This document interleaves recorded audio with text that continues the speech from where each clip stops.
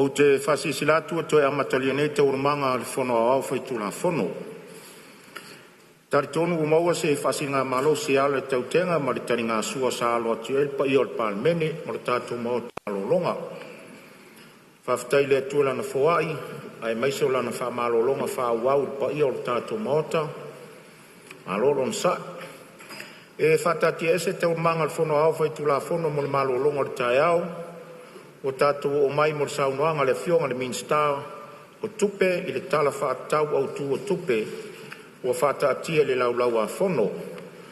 O te tāpama le whaaloalo o fionga le minstao tupe mo lau saunoanga.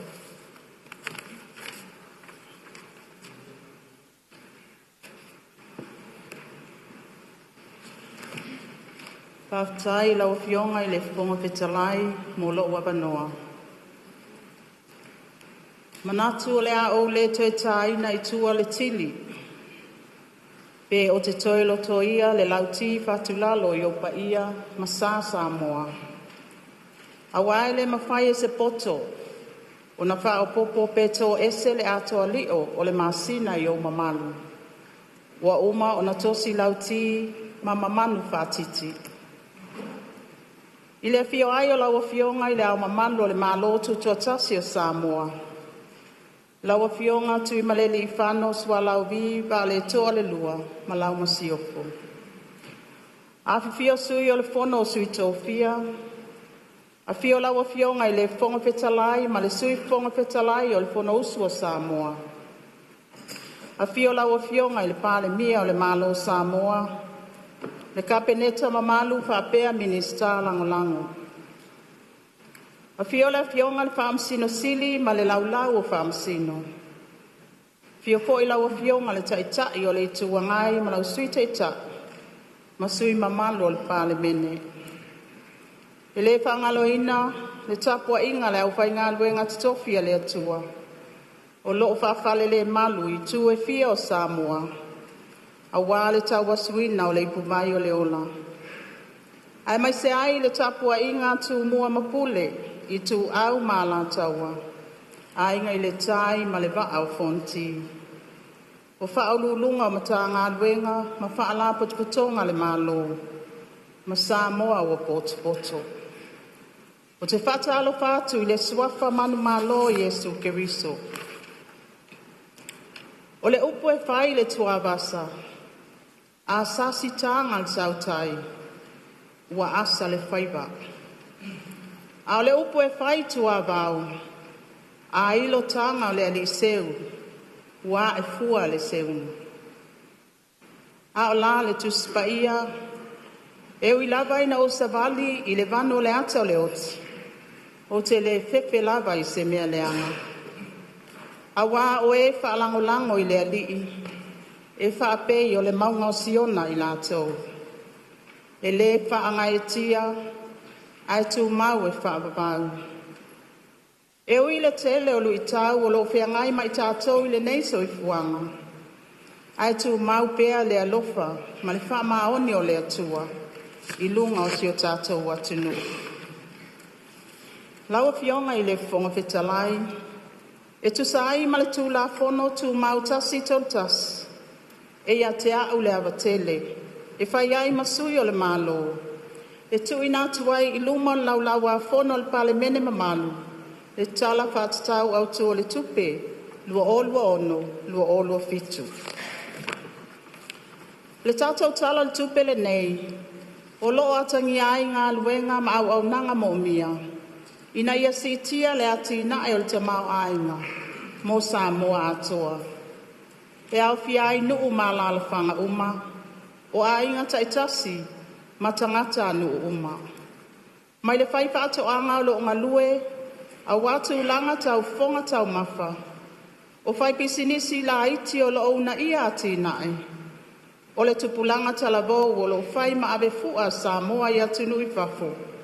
E tofu lava I la tau, malola tau sao, I le atina ina o le tātou watunu. Lawa fionga I le fonga fetalai, e ia te au le abatele, e whailo ai le palemene mamalu. O le tausanga wha le tupe fou, o le a matali ai le whatinonga, o le taiala mo le lumana I manuia o Samoa, lua o lua ono, lua o lua fitu, I le lua oto lua oto tasi. O le nei taiala fou o le o mai o io, mamanino ai taiala au tū, wa ave I ai le wha mua le malo, mo le isi 5 tausanga. Ma o lo atangi ai fo ia la fua, e tali atu wai ilu I tau wati nae, o lo o afia I pea le tamau a inga o le atunu. Wa wha mautu fo I fofuanga uma le malo, e ala atu I le vainga tau lai, o le neita I ala fo e wha pea. O se Samoa e mauwaa lona wha amai le atua, malana anga nuu, e mawhai o na ausia, se tūlanga mausali, saunga le mu, mamanuia, ma moona tangata anu uma. Ma o le fatu fo I leo le atina ina o Samoa. O le amana ia o tātou tū maanga, o le tātou fatu atua I le atua, ma o tātou a inga, ai maise le tiu te tau ave o le petau sia. Tau nuunga le tamau a inga. Lawa fionga I le fonga fetalai. A ta pena le fo launga mo le isi 5 tausanga. E au pea o na whaailoa nisi o tau nuunga na ausia. I le whaatino ina o le taiala mo lumana I manuia o Samoa, lua o lua tasi, lua o lua lua, I le lua o lua 5, lua o lua ono. Lea e whaama e ai ayuni lua o lua ono. E tā ua tele le vaenga lea. Ona o le whaatonu fo lau lea o le taiala fo. E ala I le sona tā ua, e whaamalo si ai vaenga o ati nae, o loo mo o mia o nauna ia. O le au oto I nā tunisi o tau nuunga, mama tāti au au sia. Na whaamawina le siti o le tamau ainga o le atunu, I le whaatesi ma le 2%, I le whaiunga le tausanga wha le tupe, lua o lua wha, lua o lua 5, e tusa ma le tolu tesi ma le 1 piliona tāla. O le sfulua masina e tau mai ante se ma lua o lua 5, na whaamawai le siti o le tamau ainga I le tasi tesi ma le 20%, o lo atangi ai le ngā solo le leipea o ati nae, e ui le whenga iai ma afianga o le le mautonu I atunu o te tele o le lalangi. O le fua o le tau o loa ma au nanga o lo whaatu mawina pea I lalo ifo le tapula ai 12%, e peo na whaamawina ai le tasi tesi ma le 2%, I le masina o mati lua o lua ono, o se whaai titinga pe a whaatu sātu I le tasi tesi ma le 1%, sa whaamawina I le tausanga wha le tupe, lua o lua wha, lua o lua 5. Na whaamawina fo I le malosi o le tūlanga o tupe whaanganga I atunu I whafo. Lea na ausia I le tasi tesi ma le 1 piliona tāla, I le whaiunga o mati lua o lua ono. E tusa lea ma le 15 tesi ma le 1 masina, o loa a wina mai whafo. Mo tangata ta whao mai mua mai whafo, na whaamawina le au whai, e tusa ma le lua se lau ma le 1 afe, fitu se lau lua sful ma le tasi, I le tausanga wha le tupe, lua o lua wha, lua o lua 5. Whapea tupe maua e tusa ma le 1 se lau 5 sful ma le lua, tesi ma le 2 miliona tāla. O le masina o mati lua o lua ono. Na whaamawina le au whai e tusa ma le se lau 5 su valuafe, ono se lau lua sful ma le 1. Ma tupe maua e tusa ma le 5 se lau sful ma le 1, tesi ma le 2 miliona tāla. O tupe whaamamoli mai whafo, na whaamawina le siti a pea. E tusa lea ma le 1 se lau tesi ma le 1 miliona tāla, I le tausanga wha le tupe, lua o lua wha, lua o lua 5, Ma ua whaamauina fo'i le au whainga e tusa ma le ono se lau iwa sifuru ma le iwa tesi ma le 2 miliona tala i le iwa maasina mua o le tausanga whale tupele nei. O aita alafo le malo o loo whaawau pea le whaititia e tusa ma le ono se lau iwa sifuru ma le iwa tesi ma le 5 miliona tala le tu whaatasinga o aita alafu i le whai unga o mati lua olua ono e tusa lea ma le sifuru iwa tesi ma le 5% pe a whaatusa i le tamau a inga. Lawa fionga i le whonga whetalai. Au wha iwi ul wha ngā solonga le taiala mua. E fia wha o ngāle nei a wanoa tā ua. E oto atu wai ati ina e mga luenga tutele na wha atinoina. A wale au sia o tau nuunga au tue 5 o loo au ili le nei taiala. Mole sila fia i lalo le taiala au tū mua. Ia whaale leia le atina enga o le soifuanga lau tele. Ua au siap so soani whapitoa mo i la towe ma ale le soifua. E au fia ele si tia al pensione mo tangata matutua e tusa ma le sifuru tolu afe. Pāpea ma le benefiti mo i la tau e iai a fianga tu mau o le soifua e tusa ma le 2 afe valu se lau fitus fu ma le 5. I lalo le pokalame mo le fausiaina o apitanga mo ainga 5 vai. E tolu se lau fas fu ma le 2. Le au whai o ainga e maa ale lo lātou apitanga. Ua o atu wai lea fiso swani al tātou malo. O le masina o Februari lua ono na whaatino ai le fiso swani. I ainga mo tā penanga le whanau. I le toe a matali ai o a onga i le nei tausanga. Lea sa atu whaina se lau 5 sfurtala mo tangata uma. E tau wala atu i fono whaavae e 5 sfur maltasi. I lalo o pokalame mo le ati nae o i tū malo. Mo le tausanga whale tupe lua olua 5 lua olua ono. Na si itia le sfuru 2 miliona tala. Le vai ngā tupe whaanganga mo le pokalame mo ngase awina atu. Mo tonga fitinga i atu nu i fafo. Ina ia mautino ai le maua pea o avanoa mo le mamalo le atu nu. O loo mo mia le soani whaapitoa whaasoifua ma loloina. Ua mai asainia ma lienga ma New Zealand, initia ma Fiji, mo ia au nanga whaapitoa. O loo whaawau pea le soani el malo mo a onga uma, e tusa ma le 10 tesi ma le 5 miliona tala. Ina ia si tia ia wanoa i tūlanga taua o onga, mo alo ma whanau. O loo lango sua mai ia wanoa whaaskol sipi, ua maua i lalo le pokalame mo ati na e tū malo. Whaapea maisi pokalame whaalea o onga, mo isi to mai maanga waa whaapitoa. O ia vaenga uma, o loo aunga, i le whaanga vaaina o tangata whaingalwenga uma i le atunu.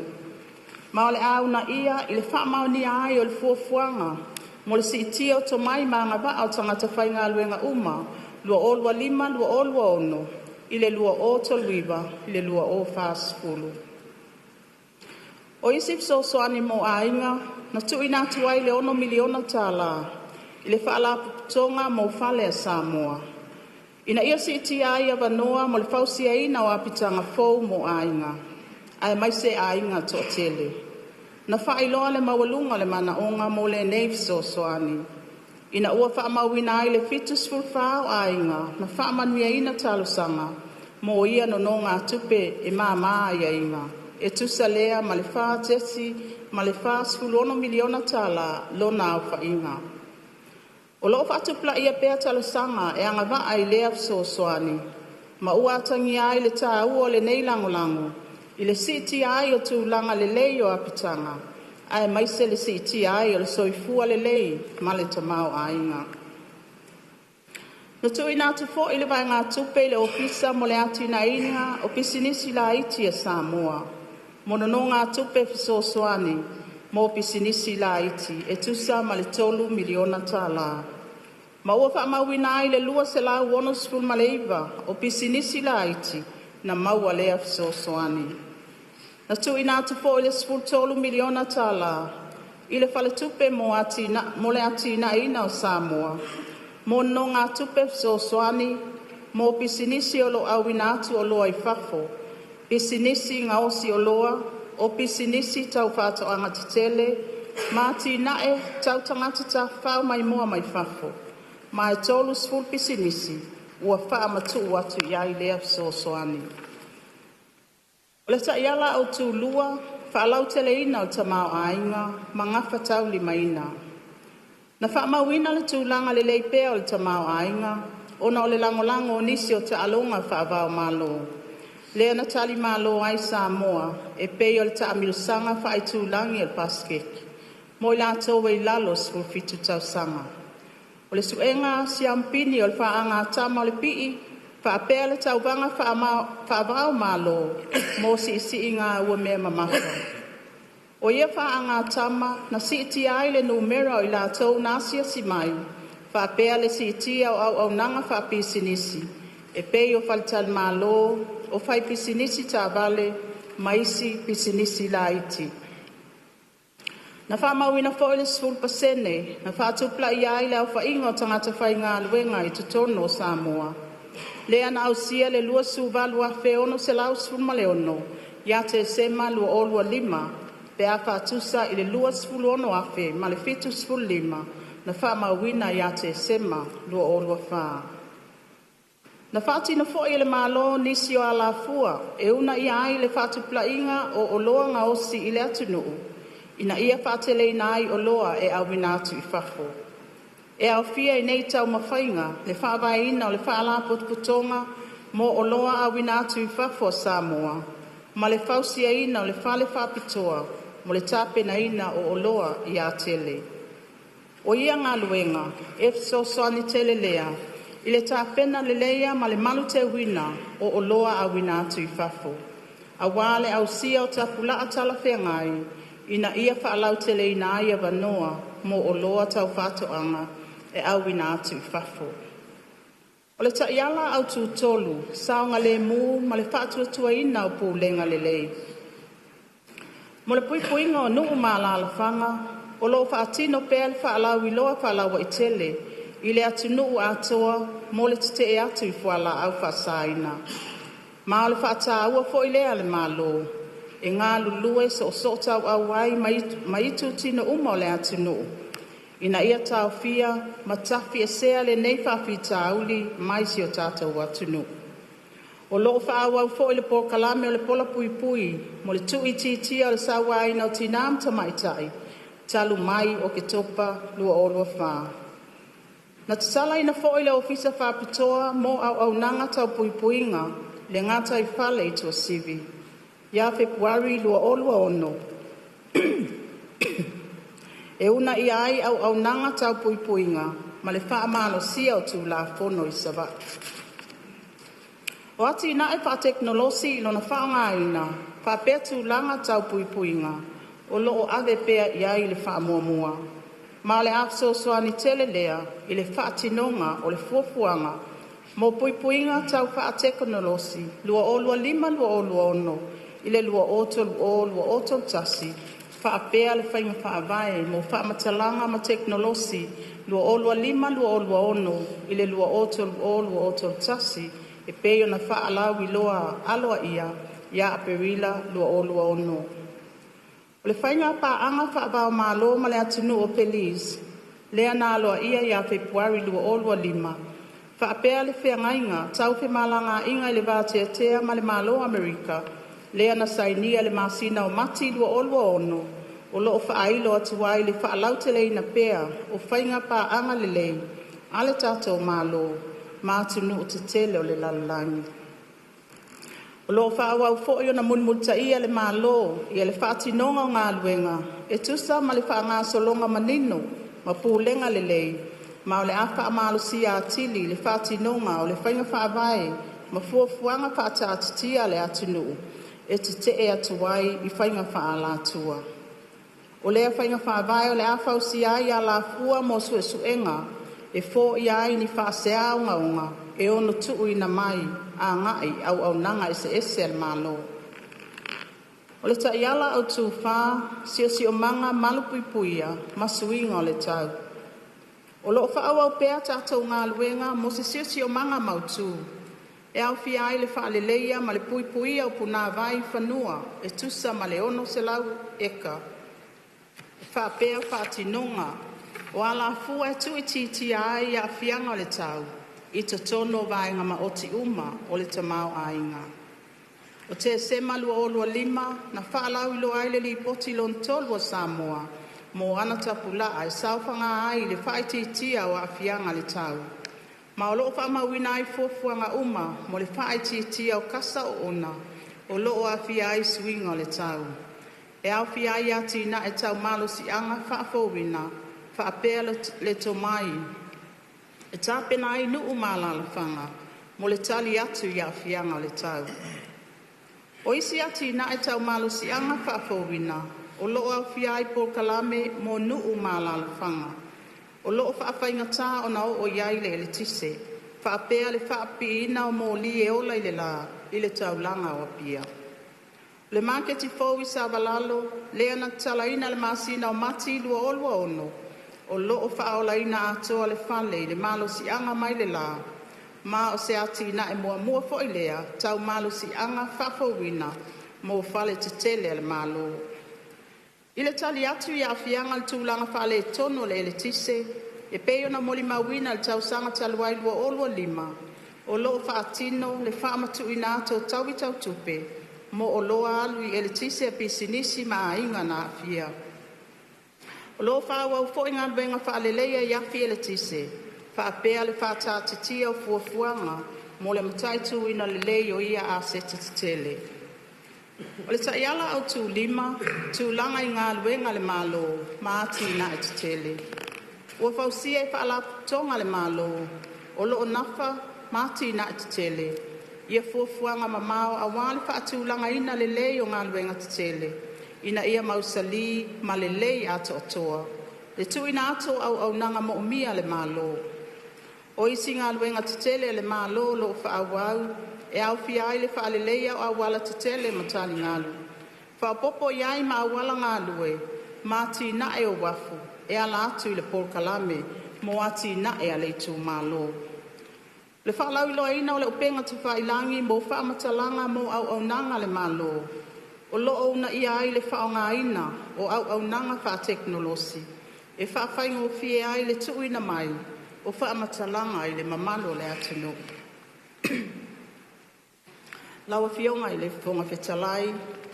O ia tau no unga uma, o loo atangi ai le ngā lue whaatasi, o i tūtino ese.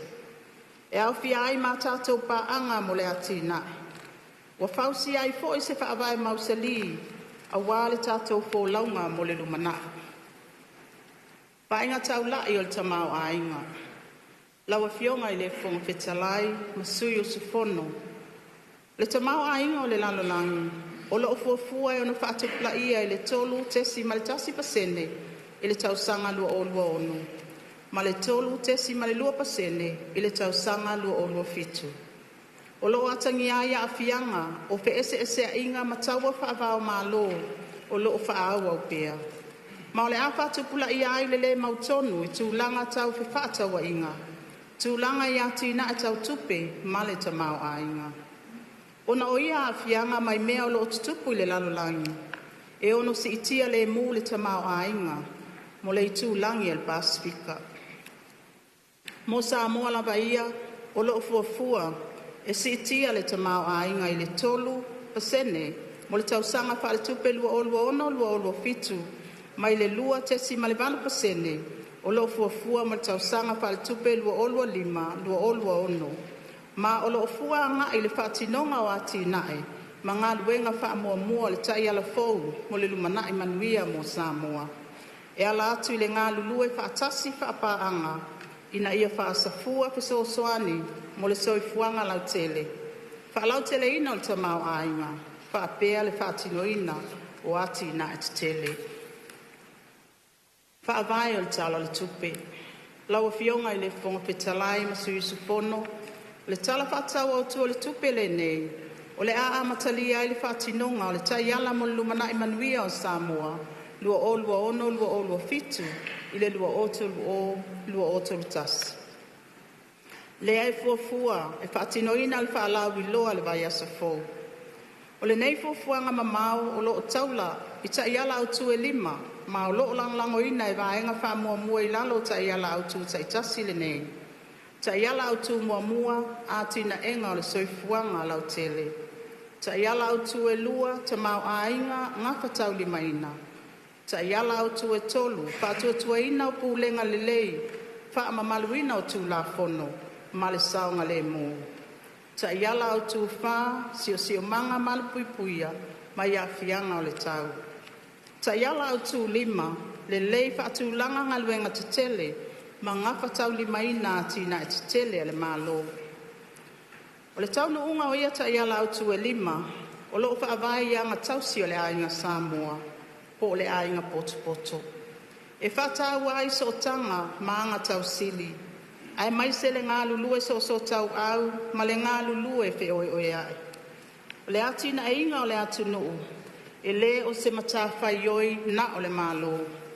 Ai o se ngā luenga whai paatasi, ma tangata nuu uma, a wā le manuia lau tele. E naunau ta inga le malo, e tau ala atu i le nei tala le tupe, ia mausali, ma mautu lo tātou ta mau ainga. E mawhai ai o na tali atu, i so se lama tianga, e ono tupu mai. O lo tātou lo mana i manuia, o lo o yo o tau a au, ma o mātou lima. Pe a tātou ngā lue whātasi, o se atu nue tasi, o se nue tasi, ma se a inga e tasi. E pe o na iai le sini au tu o le tala o le tupele nei, wa whaalau te le inai le upu a inga. Ia au tasi, i le ngaka tau lima ina, o ati nae. Ta iala le tala le tupe. Laua fionga i le fonga fitalai masui mamalu. Au whaua wai le ati na ina, ma le wha mausali ina, le wha tupla inga o le tamau a inga. O le au te lenga o le tala le tupe u fola sia i le mauta. O loo wha mauina i le wha silinga o tupe alu i loo tupe maua. E tusa ma le tolu, tesi ma le tasi pasene, o le tamau a inga, mo le tausanga wha le tupe fou. Lua ono, lua olua fitu. O le nei fuafuanga, o le ama whai ai o na ngaka tau li maina, ati na ai wha awau. Una ia le whaatupla ia o le tamau a inga, ma whaatu mauina le mautu o fuafuanga tau tupe. O whainga whaavae ma por kalame o le nei tala tupe, o whaav senga ina, ine vaenga titele se ono. Mua, tali atu ia afianga o le tau o le suau. E peona sila fia le tūlanga ma ale, o loo whenga iai atu nu o le lalolangi. Ia afianga ma walunga o le tau o le suau. Ona o taua whaavao ma lo i se sae tutonu. E le tau mate, leo o mai lau whanua al Pasifika, whaapea Samoa, o nei whaapitauli. Ona o lea, wa whamao ni ai le ma lo le fuafuanga, e tali atu ia afianga le suau. Whaapea ma le toe te talaina o au nanga le ofisa au tū mo whaalablave whaafuasei, ina ia mautinoa le lava le suau i Samoa nei, a o iai i lamatianga o le taungata le suau. E se lau miliona tā la ua whaatatawina e pisosoani i ngā luenga whaatino, a le whaala potopotonga mo malo sianga tau ele tise, ma le pūlenga le suawai, ina ia mautinoa le maua pea o nei au nanga tāua. E au fia ai le vai ngā tupe wha leo leo, mo le wha malo sia o le nopo sauni, mo tūlanga onga e ono tūlai mai. Wa siti a fo le lua tesi maletasi miliona tala, vai ngā tupe wha tatawina, mo le tali atu i wha labe te tupu wha fo sei, i lalo mata ngā luenga lo taula mua i nei mata whaioi. O loo mautu fo i vai ngā tupe, le fofua ina le malo, e mawhai o na whao ngā ina pe a mo mia. O le awha awau pēo na tu ina atu le 5 miliona tā la, mo whaala potpotonga tau le ele tise ma le suawai. Ina ia mauti noa le whaasopolia o nei au nanga, inu i tua, ma i lātou o loo maa ale, lo lātou sio manga. O le awha atu mawina fo i le tau o le ele tise, ma le suawai, ina ia tu ititia le afianga o ainga, pe asi itia le tau o le soifuanga. E whaasful ma le wha tesi ma le 2 miliona tala, vai ngā tupe mai paanga mo ati nai, o loo whaanganga mo polo keti e whaatinoina ele whaala tonga o le ele tise ma le mta ngā luenga o ngā luenga whela wa inga mātina SS. O nei fisosoani whaatasiai ma fuafuanga mo le whausia ina no fuanga se tolu e whaasau ai le malo sianga whaafauina mai le la tasi mo polu ma le lua mo savai. E mauti noa ai le mautu ma le mausali o malo sianga wha ele tise i le atunu. Lua, wha malo sia o nuu mala alfanga ma le puipuinga lau tele. Lawa fionga i le fonga fetalai ma sui mamalo le Palemene. O loo wha awau pēo na awe le wha mua mua le malo i le polo keti o ati nae o i tū malo. Ina ia una ia le fausia o ati nae ngafa tauli maina mo le wha atupla ia o le tamau ainga. E au fia ai ma le nau ta inga e wha malo sia pūlenga le lei. Ina ia mauti noa o alanga oa o loo wha matu ina atu. O le afua mai ai ni taunu unga mo'omia ma le au ngā. I le tausanga wha le tupe lua ono lua o lua fitu, e siti ai le vai ngā tupe mo le nei polo keti i le se lau ma le lua miliona tā la. E o ngatasi lea ma le wha moe moe le malo, ina ia au sia le se 10 miliona tā la ale i tū malo, i le mai ai o tausanga e 5 o le paia inga se 10 ma le valu. O le nau ta inga o nei fuafuanga, ina ia whaatino ati nae, e patino i vaenga mo o mia i tū malo. E peia tū langa tau whaatoanga, ati nae o tangata ta whao mai mua mai fafo, whaatino ina o ngā luenga titele, o sio manga, ta alonga maa onga, whaapea le soifua malo lo ina o le atunu. O taunu unga le lei o nei fuafuanga, e atangi ai le whaatotua ina le malo, o pūlenga nuu mala la whanga, e whaatino ina le nei polo keti. Wa toi whaawa wina le nei le polkalame o le ulua i se lenga, e tau ala atu i le mtanga alwenga o whaatoanga. Ina ia wha mausali ai le lava o tau mawhai te tono le atunu, ma ia si itia le ngausia o loa tau whaatoanga. E le ngata i lea, e 4 miliona tā la le vai ngā tupe, ua whaanganga mo le whaatauina le waa mo suenga whaafai ngā whaiba, mo le mtanga alwenga o whai ngā whaiba, ma puna oa o le ngā tai whale. O le nei waa, o le afso soani i le mataituina, ma le pūlea ngā whatauli maina o suenga whaafai ngā whaiba. Ina ia mauti noa le ato o toa le lei, o wha maunga mo le whaasauina o le ngā tai whale, a wā se manuia o tupulanga whai ai maise o nuu mala alwhanga, o loo whaalangolango i le ngātai whale. Lawa fionga i le whonga petalai. O loo whaatawa ina fo i le mālo le sao whaala tonga tu maoti, i le tau ati ina ina o le atunu. E awala atu i ala tau ngā luenga whaapaanga i nuu mala alwhanga. I au nanga tau le soifua mālo lo ina, o a onga tupulanga talavou, tina matamaitai. Tangata iai a fianga tu mau o soifua maisi. Ona o lea, ua siti ai le soani ale malo, mo nei whaalapo patonga uma, mai le fitu tesi ma le 5 miliona tā la, i le se 10 tesi ma le 2 miliona tā la. Ua siti a nei le soani ale malo, mai le 10 miliona tā la, i le 2 miliona tā la. E whamatu atu mo le pōkalame, mo le whausia ina o whale mo a inga 5 vai. Ina ia mauti noa le iai o ni whale saunga le mu, matala whiangai, mo a inga e mā ale le soifuanga. Le taimi le nei, o lo o launga tasia whaamanianga, mo tangata pensione umai le tol se lauta ala i le masina. Ma o te fia e whailo atu, le siitanga o le pensione mo i lātou, e fitus fultau sanga malunga atu le mātutua, mai le tolu se lauta ala, i le 5 se lauta ala i le masina. E tusa ma le fitu afe 2 se lau valus ful 5, le whaitau au whaio i lātou, e anga waa i lea suinga fau. Ma le a mata wha mamaluina, i le aso mua o iulai, lua ono. Lau fionga i le whonga whetalai, o le apele ina o whanau na iti mai le amatanga. O se tasi lea o whaamua sili, ale malo, mo le lumana I manuia o Samoa. Ona o le tāua tele o waitau sanga mua o le soifuanga le tangata, mo le ati ina o le ola o ina, ma le soifua malolo ina.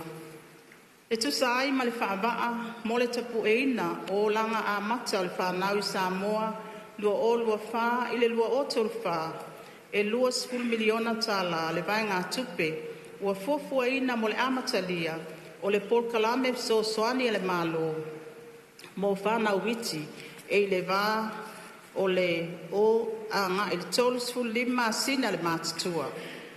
O le nei whamanianga, e au fia ai le lua se lau tā la mō pepe fou pato a whananau. Whatasi ai ma le whamanianga wha le māsina e se lau tā la. E a mata whamamaluina mai le māsina o iulai lua o lua ono. Ai pato a whamatu uwai ngā tupe ia Januari lua o lua fitu. Ua whaia lea tūlanga ina ia mai a tā pena teunga le tūla fono o le whaala potputonga mo lumana I manuia o Samoa. Whaapea suinga mo omia o le sistema. Ai mai se tā penanga le mtanga luenga mo le atina ina o a inga maanga sotai. Mo whaamau maunga o whanawiti. O le nei whaamanianga mo whanawiti, Child Wellbeing Benefit, wa atoa I ai le sosoani ale malo. Mo le puipuinga o soifuanga atoa o le tangata. O se polkalame whamaite, o le taiala, mo le lumana I manuia o Samoa. Lua o lua ono, lua o lua fitu, I le lua o tolu o, anga I le lua o tolu tasi. Tolu, whaamua a o nanga le lei tau soifua maloloina, hawa onga, ma le whaanga ba aina o tangata mo le lumana. Laua fionga I le fonga fetalai. I le whaamalo sia o nanga tau soifua maloloina, mo tangata anu o Samoa. Wa ave ai le whaamua le malo, I le au ina mai o fuala au, ma vaila au mo mia, whaapea le whaaleleia o au nanga, male au whaingaluenga. Wa sitia vai ngā tupe fuafuaina mo vaila au ma fuala au, mai le 10 miliona tala, I le lua 10 ma le tasi tesi ma le 5 miliona tala. Fatasi ai ma le tongina o aita la futua le mtanga luenga, o le soifua maloloina. Ua whaapopoina fo I vai ngā tupe whaanganga, mo le toe whaaleleia ma le tausia le lei o whale mai uma, e au fia ai le suia o aseta, e pei o moenga, masini e a malulu. I lalo le nei tala le tupe, o loo tuina tupea le 10 miliona tala, mo le awina atu o ngase I atunu I whafo.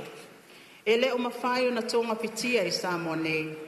E ala atu I le polkalame mo le awina atu o ngase I atunu I whafo, o le Overseas Medical Treatment Scheme.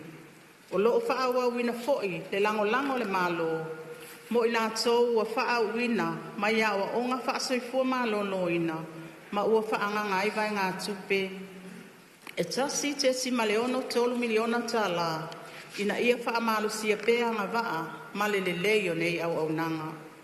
O loo sosoani mai foi a tātou paanga o ati nae, I le ofo ina mai o fo mai papitoa, mo le ato atoa o au nanga e tu ina atu. Laua fionga I le fonga fetalai, o le malo si anga se atunu, e atangia I awanoa e ofo ina atu I whanau, mo le ola o tauina, mo le poto salalau. Ona o lea, o loo whaawa o pēa o na whaamuamua le malo, awanoa tutusa mo wawa onga mo tangata uma. Ma whaalau tele ina ma tā upu tā wawa onga I tūlanga uma. E se 10 miliona tala, le vai ngā tupe, ua whaanganga le malo, mo le lango ina o le tolu se lau lua 10 wa onga, e au fia aia onga a mata, a onga tūlanga lua, kolisi ma onga mawalunga. O le nei whaamuamua, o le a whaamautino ai, le whaawa wina pēa, le tuina atua o onga, ma au nanga le lei, mo whanawa onga uma o le atunu. Wai ai fo I le sosoani le malo I lo nao whainga, e ta I se lau wafe tala, mo le a onga fia malama, ma le loto tau mawhai. Ina ia mautinoa wano tutusa, mo a onga sa wo ma le amana ia o tangata uma. E tasi tesi ma le 5 miliona tālava e ngā tupe o le a whaamatu atu I whaala putonga o loo foina atu au nanga mo a oa onga whaawau o le PSET providers. E whaalau te lei nai to mai maanga waa. O le neiva ngā tupe o le a langolango I nai a oa onga matata ese. E tu sai ma whainga whaavai o le whaala putonga o tu sipasi tawaloa Samoa. Laua fionga I le fonga whetalai, e se 13 miliona tā lava ngā tupe, o whaanganga mo po kalame whaasko sipi le malo, I te tono Samoa, mātunu I whafo. Mo whailonga tikeri mua mua, e au fiai ma wanoa whaasko sipi, mo tangata whainga luenga. E le ngata I lea, ofso soani tau tupe, mo whaalape putonga tangata I iaianga waa whaapitoa, po tato professional bodies, e tusa lea ma le lua se lau ma le awhi tāla. Lua se lau 5 awhi tāla o whaanganga mo awa onga wha aparentisi ma le 8 awhi tāla mo asosi o tangata whainga luenga. O nei fufuanga whaatatitia, o loo atangia mai aita o mawhainga le malo. Ina ia wha upenga ina o tātou tangata I to mai maanga waa. E whesosoani ai le atina e ina o le atunu. Whaapea le fausia ina o se Samoa, e sili atu o na malosi ma mautu.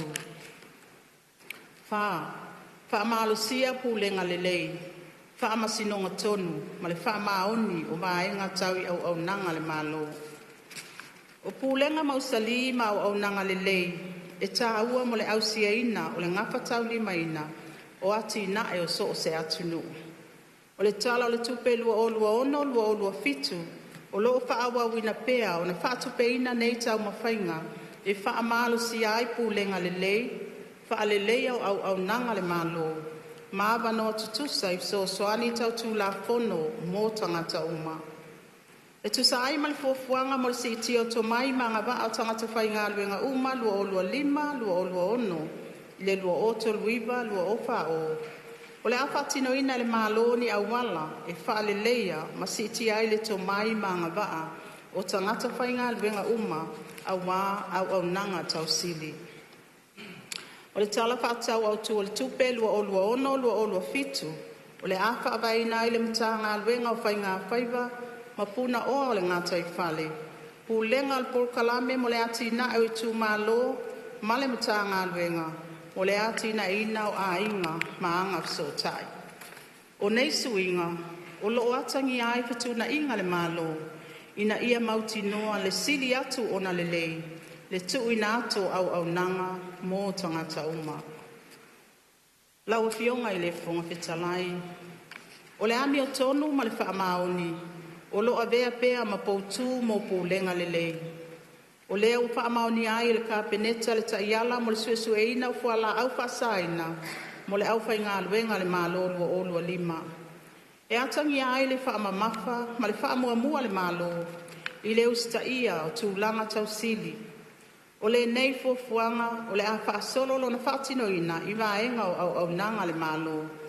Ina ia whaamalo si ai le pūlenga le lei ma le whaatuatuaina o au nanga. Ele ngata I lea, I lalo le taita inga al komisio tangata whainga aluenga le malo. O le au na ia le whaatinoina o le whainga whaavai, ma fuafuanga whaatatitia le atunu, e te tee atuai I whainga whaala atua. Ina ia whaamalo si ai a mionga tatau, ma le ami o tonu I vaenga uma o le malo.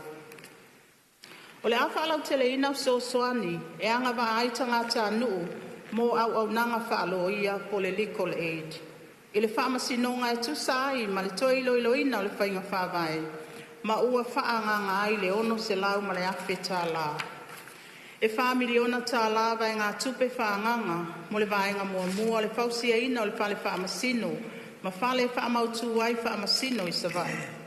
O le whaamoe le malo, ina ia whaawhaingo fie atili au nanga, tau whaamasinonga mo savai.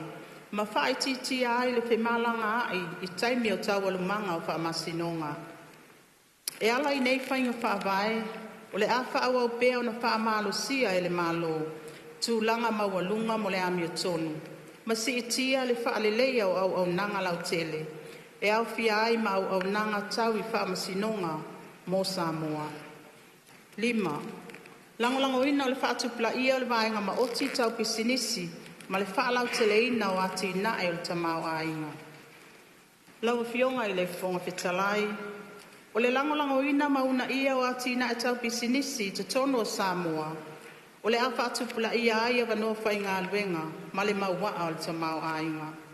O le whaalau teleina o a wanoa mo pisinisi tau tangata ta whao mai moa mai whafo ma whatoanga. O lo avea ma vaenga wha mua mua le talo le tupe, lua o lua ono, lua o lua fitu. O le asi tia le vaenga tupe mo ati na eo pisinisi, Entrepreneurship Facility. O lo o whaangai o ina el whaala putuputonga pisinisi la iti Samoa Business Hub, mai le 3 miliona tala I le 5 miliona tala. E whapea fo le sosoani mo no ngā tupe e māmaa ia inga, mo pisinisi la iti, ma feo lolo, o lo o whaasafu atu le whale tupe o ati na e Samoa. O leo o si itia mai se 10 miliona tala, I le se 5 miliona tala. O si itia fo le sosoani ale malo, ma le 3 miliona tala, I le 5 miliona tala, mo le au whai pisinisi, o lo au inatu o lo ai fafo, e pei o na whaamatu inatu foi, e le whale tupe o ati na e Samoa.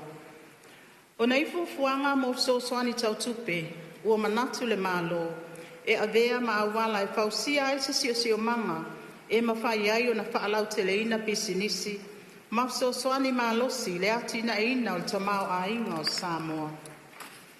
Lau fionga I le fonga fetalai. Ina ia whaawau pea le langolango le malo le ati na ina o whatoanga, ua fuafua ina ai le vaenga tupe 10 miliona tala, I lalo le mtanga alwenga o whatoanga. Mo le fausia ina o le fale, te umaluina ai masini, ma whaatino ai ngā alwenga whaalileia. Ina ia mautino ai, le umi ona whao ngā ina. Ono, whamalosia ma whaalauiloa le anganu, ta alonga ma whasino manga. Laua fionga I le fonga fetalai. O le tausanga whale tupe lua o lua fitu, o le atali malo ai Samoa I Fonotaga whae tūlangi, ma whaavao malo. I lona tūlanga whaataita fono, ma o se awanoa tā ua lea, e whaalau I loa ai le tātou wanga nuu, whaasino manga, ai maise anga tali malo. E tusa ma le tasi miliona, ma le suva luafe se lautala, le vai ngā tupe u whaanganga, mo tā penanga Samoa, a o alo atu, I ana tali ngā malo. Mo le Fonotaga le atoa o Samoa. Fonotaga al komiti whaatono le Universite al Pasifika I Saute. Fonotaga al komiti whaasaianisi al komisi o whainga whaiva I Sisifo, ma le tonga le mua al Pasifika. Fonotaga lona 5 minista o tupulanga talavou al Pasifika. Whaapea ma le awa onga whaaitu-langi, mo tūlanga la matia tautupe. O nei Fonotaga le afsosoani le au whai pisinisi, ma le una ina o le tamau a inga. O fufua ina foi vai ngā tupe lua te ma le 5 miliona tala, mo tā penanga o le whaamanatuina o le 5 tausanga al tutu o tasi o Samoa, ia iuni lua o lua fitu. Ai lua se la wafe tala, mo le te wila ia se tema lua o lua ono. O nei aso whaamanatu e tā ua mo le whaalau loa ina o mea sina Samoa, malana anganuu. Ma o se vaenga e taulai I tūlanga tauati nai, mo tangata ta whawhao mai moa mai whafo. Laua fionga I le fonga fetalai. Ua whamauina fo I le whaatupula ia o le sauta ua o ta alonga. I le ati ina o tupulanga talavou. Ai mai se le si itia o le soifua lau le lei. Whaapea le tamau a inga o Samoa. E le nā tia le anga I lunga o whaafita auli, o lo whiangai ma tupulanga talavou. E au fia ai le uti o wanoa whainga luenga.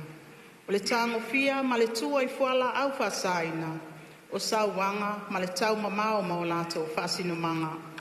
O le ala lea, o le abe pea o le whaamua mua. I le una ina o wanoa e mawai ngā luenga, ai maise o le whao ngā ina o tomai mataleni, o tupulanga talavou, a wā se tamau a inga manuia.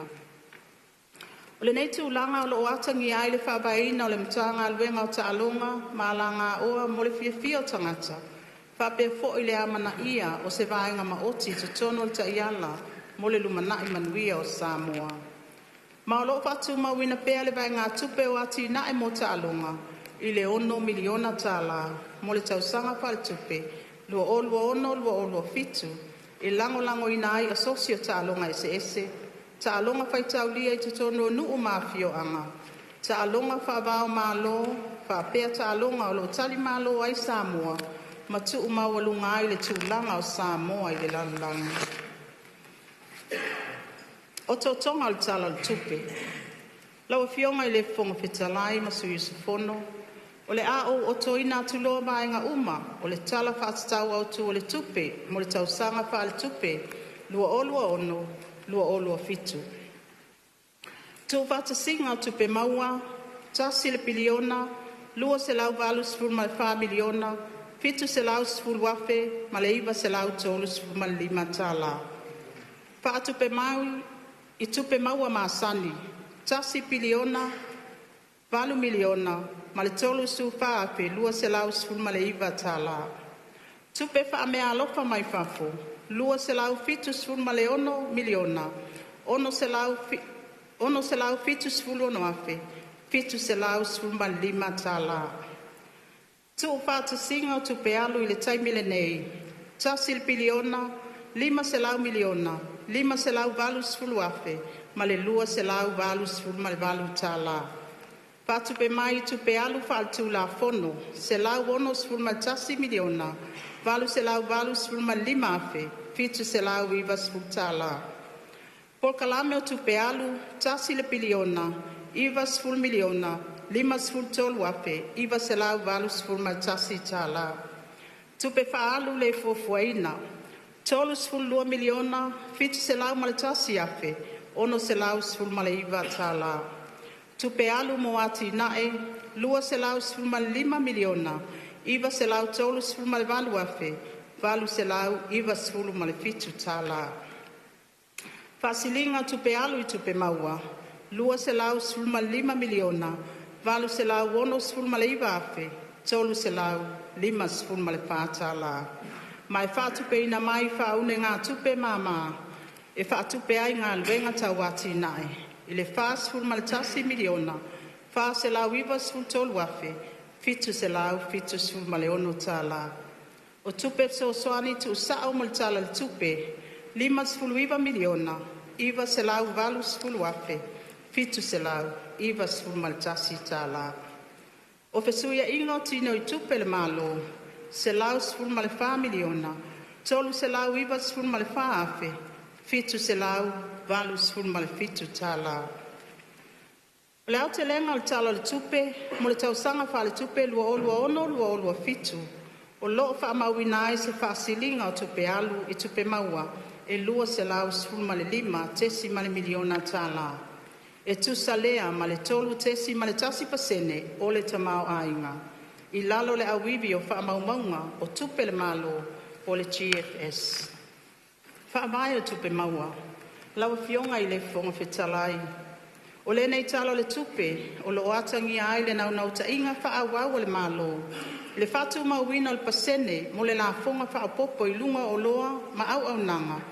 VHST, ma la fonga I lunga o tupe maua, income tax. E pei ona sila fia o tupe maua maasani, o loo whaalangolango I ai le whaatupeina o ngā luenga whaatino maati na e le malo.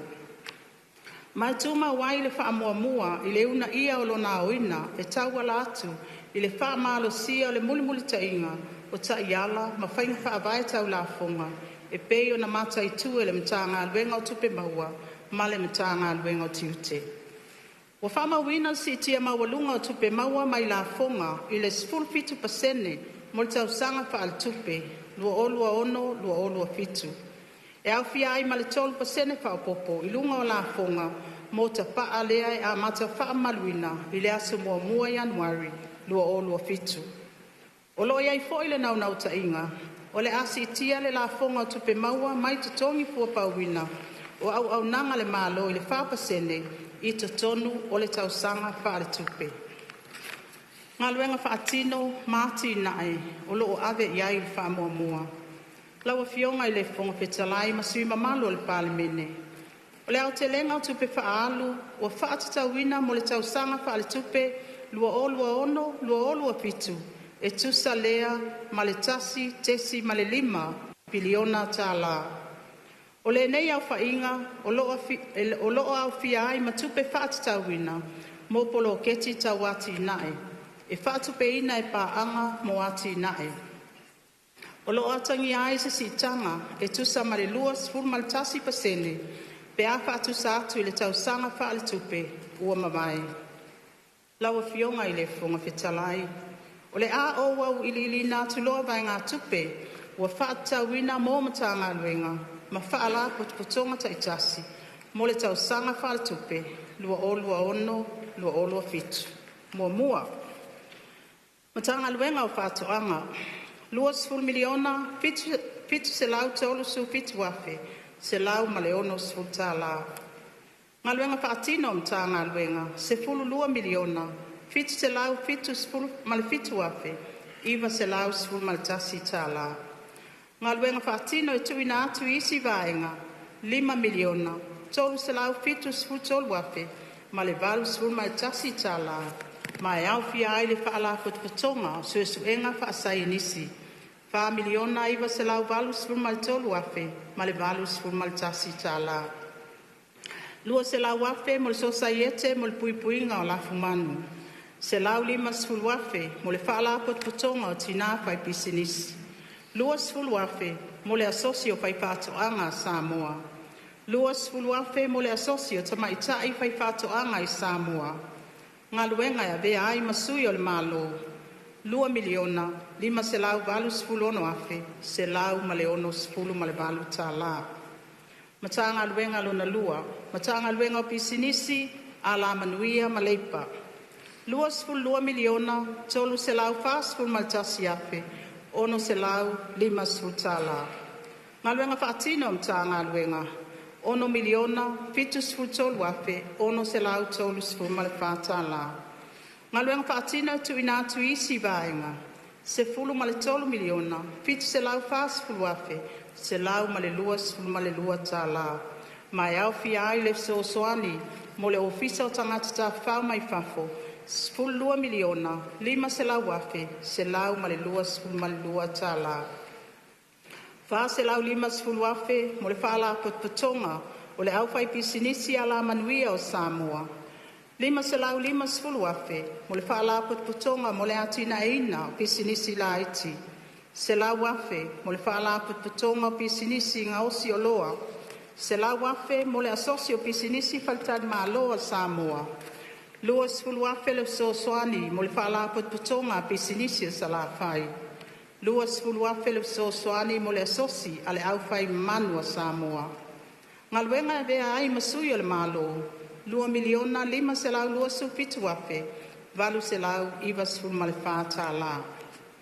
Mata ngā luenga so tainga, ma whamatalanga wha teknolosi. Se 10 miliona, whāsu whaafe, wha se lau 1 sfulu male tolu tala. Ngā luenga whaatino mta ngā luenga, 5 miliona, 5 se lau valu sfulu male valu afe, 5 se lau tolu sfulu male fitu tala. Ngā luenga whaatino tu ina atu isi vaenga, 3 miliona, tolu male afe 5 se lau sfulu male valu tala, mo le ofisa o le pule whaatonu. Ngā luenga e vea ai masui o le malo, 3 miliona male whasu lua afe, wha se lau male valu tala. Mata ngā luenga wa onga maanga nuu, se lau tolu sfulu male 5 miliona, wha se lau male fitu afe, tolu se lau male iwa tala. Ngā luenga whaatino mta ngā luenga, valu sfulu male fitu miliona, tolu se lau tolu sfulu afe, valu se lau valu sfulu male tolu tala. Ngā luenga whaatino e tu ina atu isi vaenga, wha sfulu male tasi miliona, tolu se lau fitu sfulu whaafe, 5 se lau male 2 tala. Mo le Universite o ao Samoa, se 10 miliona, 2 se lau afe. Pulenga whailonga male tuspasi tawaloa Samoa, 5 miliona, wha se lau fitu sfulu male whaafe, 5 se lau male 2 tala. Se 10 miliona, mo le soani al malo mo aunga. Se lau afe mo le loto tau mawhai, se lau afe mo le aunga fia malama. Tasi tesi ma le 5 miliona mo le au nanga mo a onga whaawau. Ngā luenga e vea ai masui o le malo. 1 miliona fitu se lau mal tasi afe, iwa se lau luas ful mal whaatala. Tasi tesi ma le 5 miliona mo sko sipi a whaia onga. Tanga luenga o ta alonga malanga oa, mai fia o tangata. Sful tasi miliona, lua se lau sfulu afe, wha se lau ma le valu sfulu ma le lua tala. Ngā luenga whaatino mta ngā luenga, wha miliona, wha se lau tolu sfulu ma le valu afe, ono se lau iwa sfulu ma le tolu tala. Ngā luenga e vea ai masui o le malo, 1 miliona, fitu se lau fitu sfulu ma le tasi afe, fitu se lau valu sfulu ma le iwa tala. 1 miliona, mole pso soani, yati na ese o talonga. Matanga luenga o tupe. Lua se lau fitu sfulu ma le 1 miliona, lua se lau 5 sfulu ma le fitu afe, ono se lau valu sfulu ma le fitu tala. Ngā luenga whaatino le matanga luenga, lua sfulu ma le tasi miliona, 5 se lau fitu sfulu afe, tolu se lau sfulu ma le lua tala. Ngā luenga e vea ai masui o le malo, lua se lau 5 sfulu ma le 4 miliona, ono se lau valu sfulu 5 afe, tolu se lau fitu sfulu ma le 5 tala. Se lau miliona mo le tali atu I whaafita auli o le malo sianga. 5 sufa miliona ma le valu sufa afe, valu se lau 1 sfulu fitu, mo le whaamanuianga, mo le au mātutua, pensione, ma tangata iaia fianga tu mau o le soifua. 2 sfulu miliona mo le whaamanuianga mo whanawiti. Se 10 miliona mo le whaala potpotonga, mo le ati ina e o pisinisi laiti, ma le fale tupe mo le ati ina e ina o Samoa. 1 miliona mo le whaala potpotonga o fale le malo. Se 5 miliona mo le fale tupe o ati ina e o Samoa. Lua se la wafe mo le whaala potpotonga mo komiti whaatonu. Matanga luenga le vai fafo ma fe whaata wa inga. 3 miliona iwa se lau 2 whaafe, lua se lau fitu sfulu ma le valu tala. Ngā luenga whaatino mta ngā luenga, 2 miliona, 5 se lau 5 sfulu fitu afe, 5 se lau iwa sfulu ma le 5 tala. Ngā luenga whaatino e tuina atu isi vaenga, 3 miliona wha se lau valu sfulu whaafe, valu se lau wha sfulu ma le 1 tala. E au fiai le sosoani ale malo I le pulenga o oloa au wina atu I whafo Samoa. Ngā luenga e vea ai masui o le malo, 2 miliona, valu se lau valu sfulu ma tasi afe, valu se lau tolu sfulu ma fitu tala. Matanga luenga le soifua malo loina. Se lau valu sfulu ma tolu miliona, wha se lau 2 sfulu ma le iwa afe, ma le iwa sfulu ma le 2 tala. Ngā luenga whaatino mta ngā luenga. Se lau tolu sfulu ma le 5 miliona, tolu se lau 1 sfulu afe, wha se lau 5 sfulu ma le 5 tala. Ngā luenga whaatino e tuina atu isi vaenga, se 2 miliona, se lau 5 sfulu afe, valu se lau 1 sfulu ma le 5 tala. E au fia ai le sosoani e le malo, I le whaala potopotonga whaavae tau patunga o Samoa, se 10 miliona, 5 se lau ma le whaafe, valu se lau 1 sfulu ma le 5 tala. Se lau afe mo le koluse mumu. Se lau afe mo le sosaiete o kānesa I Samoa. Se lau afe mo le Caution Trust. Se lau afe mo le meti. 5 sfulu afe mo le whaala potpotonga mo le soifuanga manuia o ainga. Ngā luenga ve ai masui o le malo. 3 miliona. Iwa se lau sfulu ma le tasi afe. Fitu se lau tolu sfulu ma le valu tala. Se 2 miliona mo le pol kalame mo tonga fitinga I atunu I whafo. Matanga luenga o wha amasinonga. 2 miliona, 5 se lau tolu sfulu ma le 5 afe, iwa se lau 2 sfulu ma le iwa tala. Ngā luenga whaatino mtanga luenga. Se 1 miliona, iwa se lau sfulu ma le tasi afe, wha se lau tolu sfulu ma le wha tala. Ngā luenga e vea ai masui o le malo. 1 miliona, 1 se lau 2 sfulu whaafe, wha se lau 1 sfulu ma le 5 tala. 4 miliona mo le vaenga mua mo le fausia ina o le whale wha masino I se vai. Ono se lau wafe, mo le soasoani, mo au nanga whaaloia. Matanga luenga puna oa whaale nātura, ma le sio manga. Luas fulua miliona, 5 se lau ma le ono afe, 5 se lau 5 ma le lua tala. Ngā luenga whaatino le matanga luenga, se ful 12 miliona, 2 se lau 2 valu afe, 2 se lau 5 ma le valu tala. Ngā luenga whaatino e tuina atu isi vaenga, 2 se lau afe. 5 afe mo le whaalapitonga Samoa ma toke lau, mo le toe whao ngā ina ota e ngau si ai o loa. 5 afe mo le whaalapitonga Samoa, mo le pule a ina ma le toe whao ngā ina ota la foai. Se lau afe mo le asosi o sua vai tu maoti. Ngā luenga e vea ai masui o le malo, 2 miliona, 3 se lau fitus ful ma le valu afe, 2 se lau 2 ful ma le whātā la. Matanga luenga o ele mafuanga whanua, se 10 miliona, 1 se lau 5 ma le valu afe, 4 se lau 5 ma le fitu tala. Ngā luenga whaatino matanga luenga, 1 miliona, 2 se lau 10 ma le ono afe, 4 se lau 2 ma le whātala. Ngā luenga e vea ai masui o le malo, 3 miliona, 2 se lau 4 ma le tasi afe, 2 se lau 7 ma le tolu tala. Matanga luenga o leo, fale pui, ma le ola toi fotaina. 1.5 miliona, 4 se lau ma le valu afe, 7 se lau ma le 1 ma le lua tala. Ngā luenga whaatino o mtanga luenga, 4 miliona, 3 se lau 2 valu afe, 2 se lau 2 ma le iwa tala. Ngā luenga whaatino e tuina atu isi vaenga, se 2 miliona, 2 se lau 2 ono afe, 1 se lau ma le 2 ma le whātala, mo le pulenga o ngā luenga whaatine i mu i Samoa. Ngā luenga e vea ai masui o le malo, 2 miliona ma le 2 afe, 2 se lau 3 ma le iwa tala. Mata ngā luenga le Palemene ma le kapeneta, se 4 miliona, 2 se lau 2 afe, 2 se lau 2 tala. Ngā luenga whaatino mta ngā luenga, 2 miliona, 2 se lau 5 tasi afe, 1 se lau 2 ma le fitu tala. Ngā luenga e vea ai masui o le malo, 1 miliona, 1 se lau 3 afe, 2 se lau 2 ma le tolu tala. 2 tesi ma le 5 miliona, mo le whamanatuina o le tuto o tasi o Samoa. 2 se lau 2 ma le 5 afe, 2 se lau ma le valu tala, mo le fale lo mitusi ale malo. Matanga luenga o tiute, se 10 miliona, 1 se lau 2 ma le whaafe, 2 se lau 10 tala. Ngā luenga whaatino le matanga luenga, 2 miliona, se lau 3 ma le valu afe, 2 se lau 3 ma le 5 tala.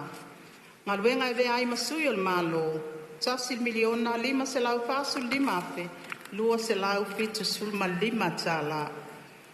Matanga luenga o tupe maua, se 10 miliona, 2 se lau 3 ma le 3 afe, 2 se lau 2 ma le lua tala.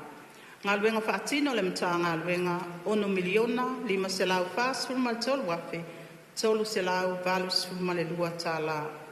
Ngā luenga vea ai masui o le malo, 3 miliona, 1 se lau 2 afe, ma le 5 se lau tala.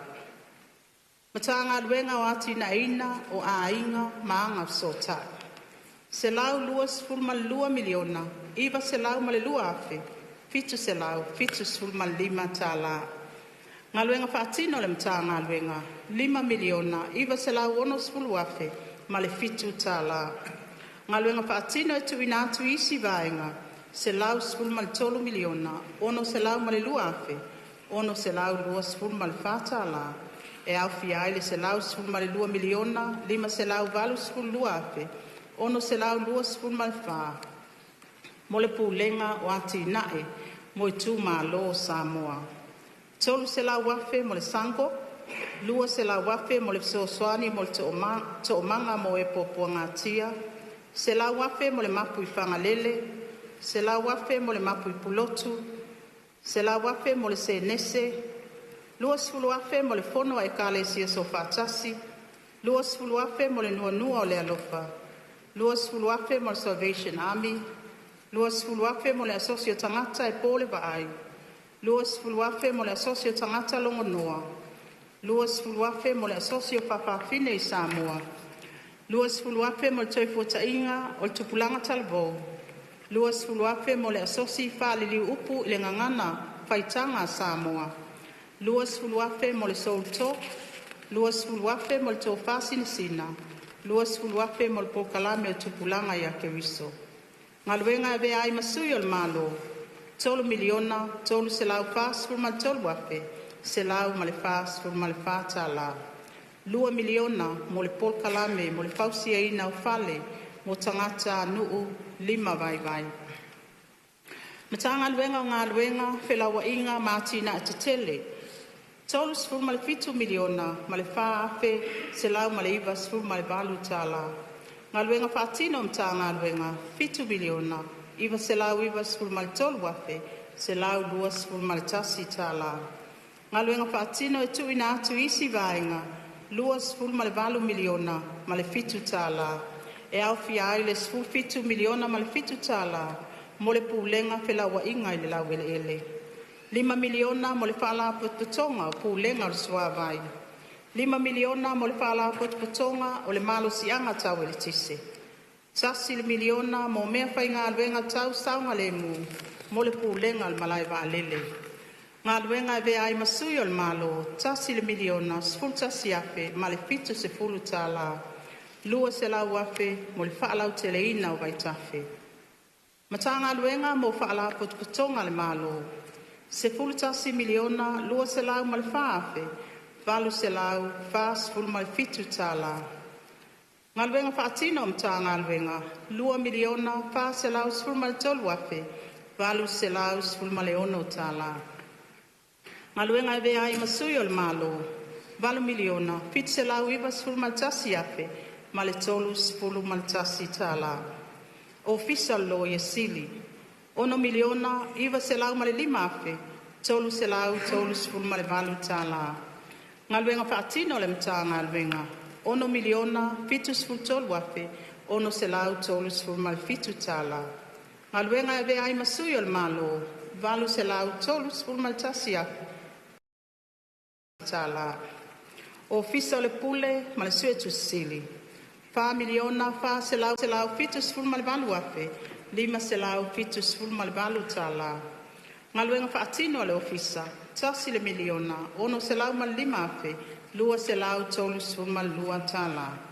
Ngaluenga e vea ai masui o le malo, 2 se lau, fitu sfulu ma le tolu afe, tolu se lau, fa sfulu ma le 1 tala.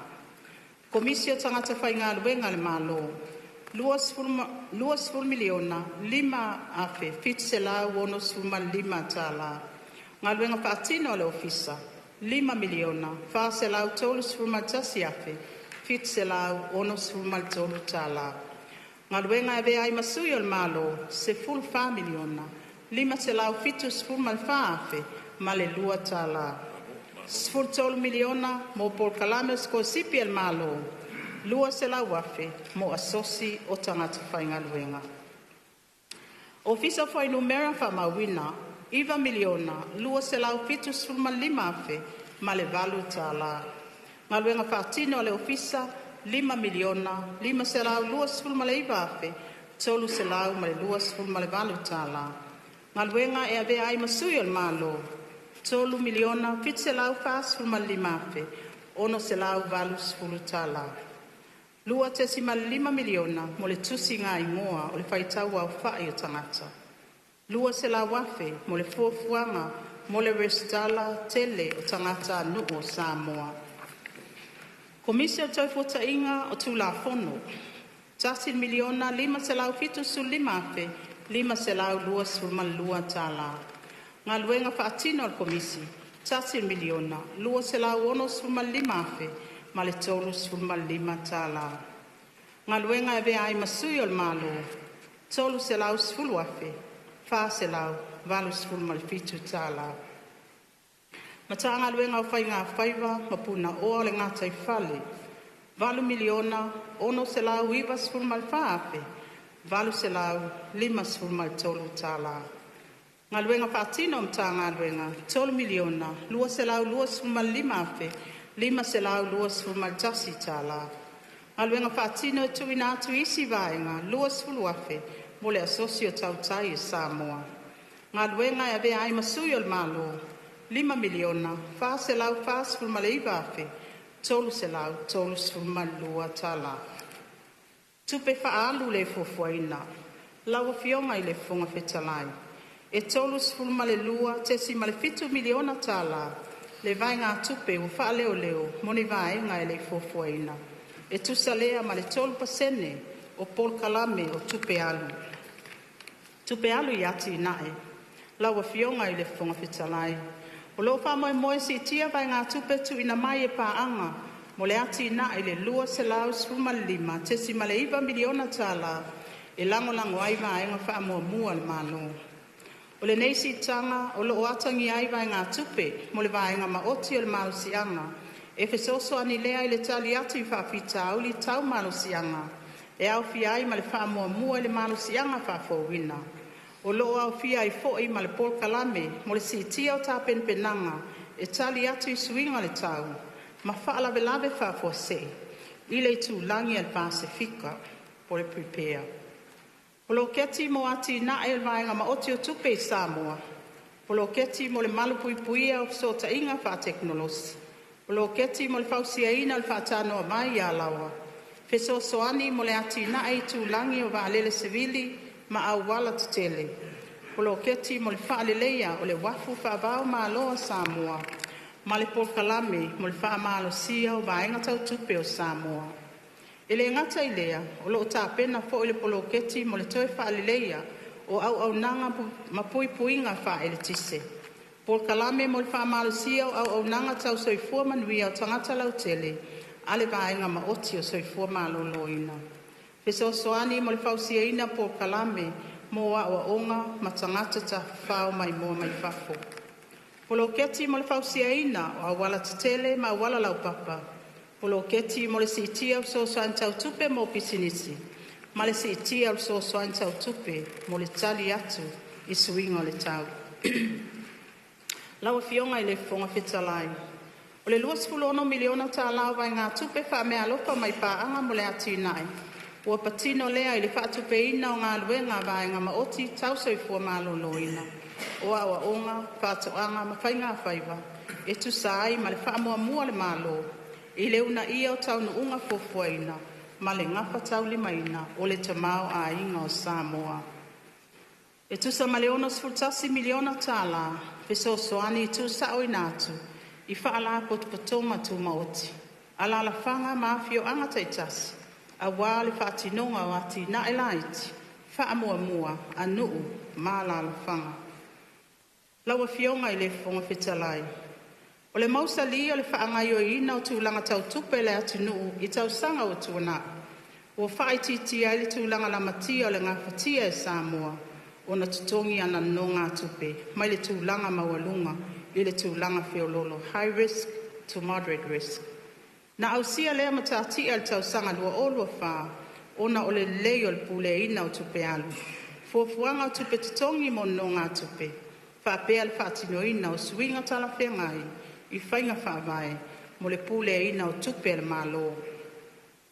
O luma atu le tausanga lua olua 5, sa whaamatu ina mai le whaltupe le lalangi po le World Bank.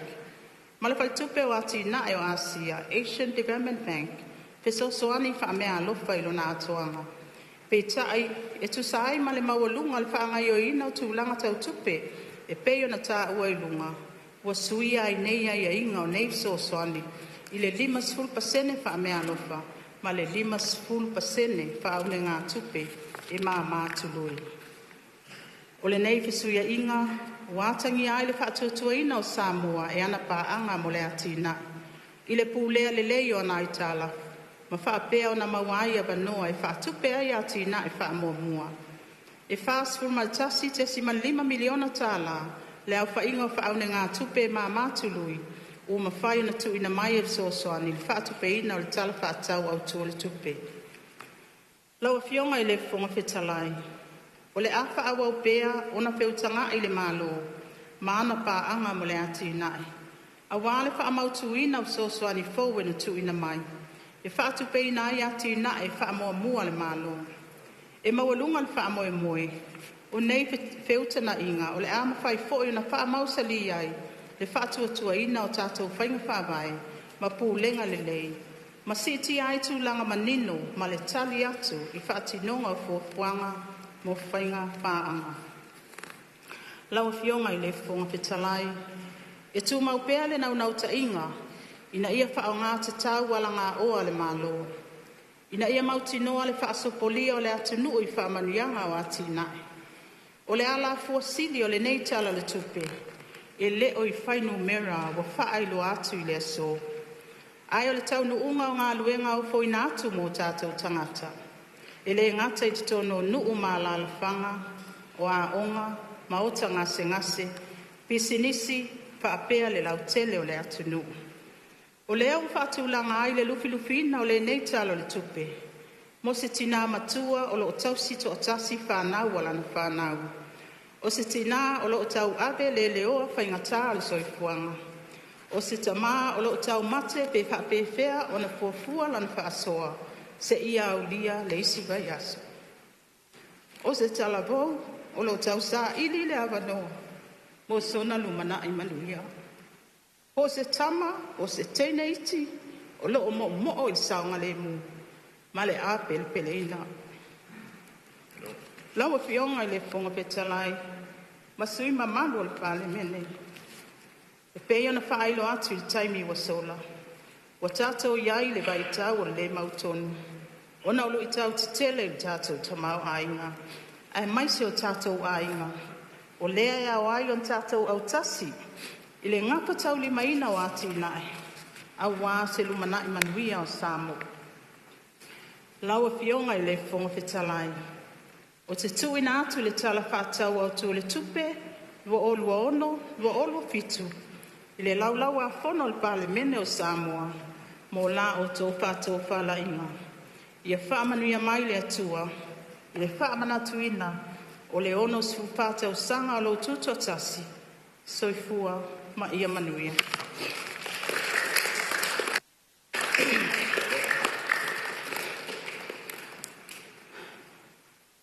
O te tuatula I atu la ufionga I le whonga whitalai, manatu o se tai au esele nei. Le tala whaasolo pito o le whonosu o le Palemene. Ina watalia le talasanga le fionga le Palemia ma le kapeneta e tau ala atu I la fionga le whonga whitalai. Mo se avanoa se I fola ai se au te lenga le tala whaatau le tupe o lo tala noa ina nei I le ngangana whaperitania. Ina ia amana ia ai tātou paanga mo ati nai, ai mai se I po I Samoa o lo ta ape I so se tafo le lalolangi. Mr. Speaker, honourable members of Parliament and the people of Samoa, today marks a significant and historical moment in our nation's parliamentary journey. A summary of the budget address in English is presented for the first time in Parliament, reflecting not only our commitment to inclusive communication, but also our recognition that Samoa's development story is one to be shared widely beyond our shores. At a time of global uncertainty, Samoa remains steadfast in its commitment to resilience, inclusiveness, and long-term sustainability. Samoa's progress to date has been reinforced by stable economic performance, strong remittance flows, and the continued support of development partners, demonstrating confidence in the country's sound fiscal management and governance.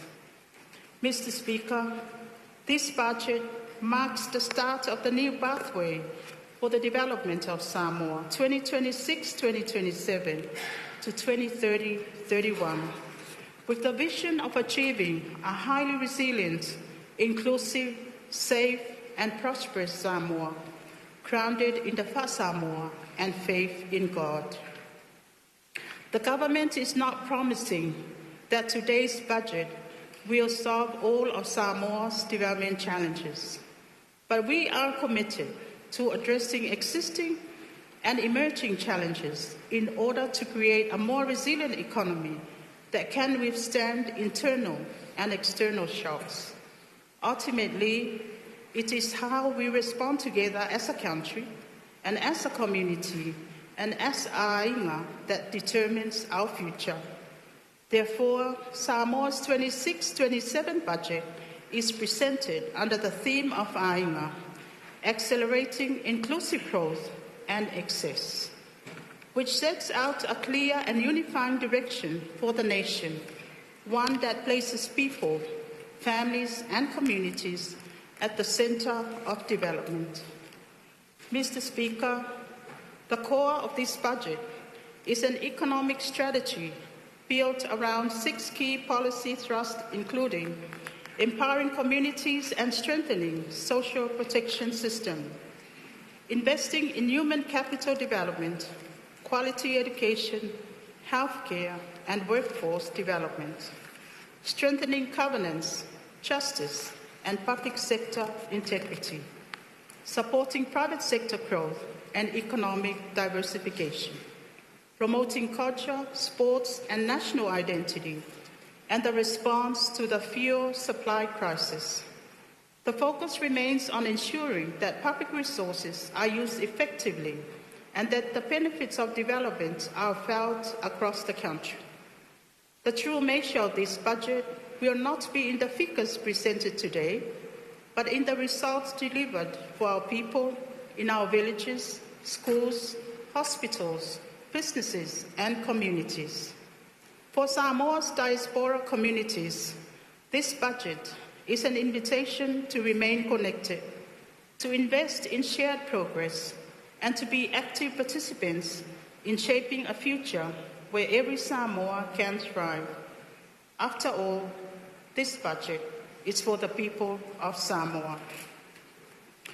Mr. Speaker, members of Parliament, and the people of Samoa, the successful implementation of the budget will require continued partnership between government, communities, the church, the private sector, civil society, our diaspora communities, and development partners. It requires us working together to accelerate inclusive growth and access. May God continue to bless Samoa and happy 64th independence. Soifua Maia Manuia.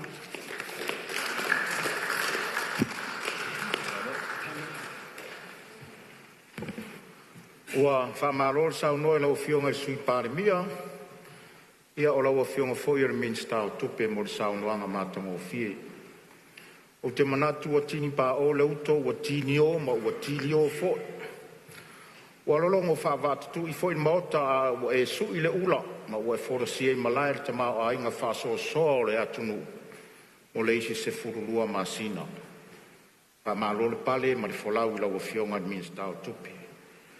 Ia manu whai fo mailangi, lau fionga marimtanga luenga. Tu sai mtu la fono tu mau se lau tōru sifu maritolu, le a tōlu pō fe la fo inga le tu la fono tau whaofi o le whātau ina o tupe, lua fe lua sifu maleono, lua fe lua sifu malifitu. E le titi fo de se furu wha aso, a o tu ina atu le tala whātau au tu o le tupe, lua fe lua sifu maleono, lua fe lua sifu malifitu, mo le longa ale komite o tupe maua ma tupe tutongi ma toe li poti mai ai I le fono au. Tu la fono tau whaofi o teu teunga tu la fono ele fua ngā whanua ma le sio manga luafe luas fun maleono whai taunga mua. O te talapa ma le whalo alo lau fionga minstau ele fua ngā whanua. Whaftai lau fionga le whunga whtalai mo le matou wawanoa. Mua ona o whatala whatu lau fionga e tulangalo ia. E nei vaenga le aso. Whatala whatu fo lau fionga sui whunga whtalai. Lau fionga taitai o le malo. Lau fionga le Palemene mo lau kapeneta. Malu I sui minista. Whatala whatu fo lau fionga taitai o le tuangai. Sui taitai ma le mamalu o le nai tu. Iona tūlanga whalupe. Le ai tū mamalu a sui tutu atasi. Patala whatu fo I le malu le maawe se ese o whaurulunga mtanga luenga alo tatou malo. Ai te nanere Samoa poto le nei vaenga le aso. Lau fionga le fonga fitalai, whaia o masui o nei ainga o ele mfuanga whanua. Whatu ai le lafo e whapea. Ia whaitau ina nei le tula fono tau whaofi o tau te unga o tula fono ele mfuanga whanua, ma le sio o manga rua o rua onu, ilona whaitaunga mua. O le lafo lea e lau fionga. Whalua le fionga le minsta o Fonotaga, le minsta o tiute, whapea fo le minsta o pisinisi ma la manuia. Sili po la whaitau ina nei tula fono tau whaofi o tau te unga o tula fono ele, fuanga whanua ma si o manga lua afe lua sifun mo le ono ilona whaitaunga mua. O e ufina ngalo i ai sau no male ioe, au ese ili le ai, ua manu malo le ioe. Stula fono i tau e tula fono ele, fuanga whanua ma si o manga afe se lau paruiva. Ina i atangi ai le tu maa vai ino ngā renga tau ave i le waa mtanga renga ele fuanga whanua. Ma le mtanga renga puna o whana tura ma si o manga. Ma ina ia ai mo mta upe so tai ai.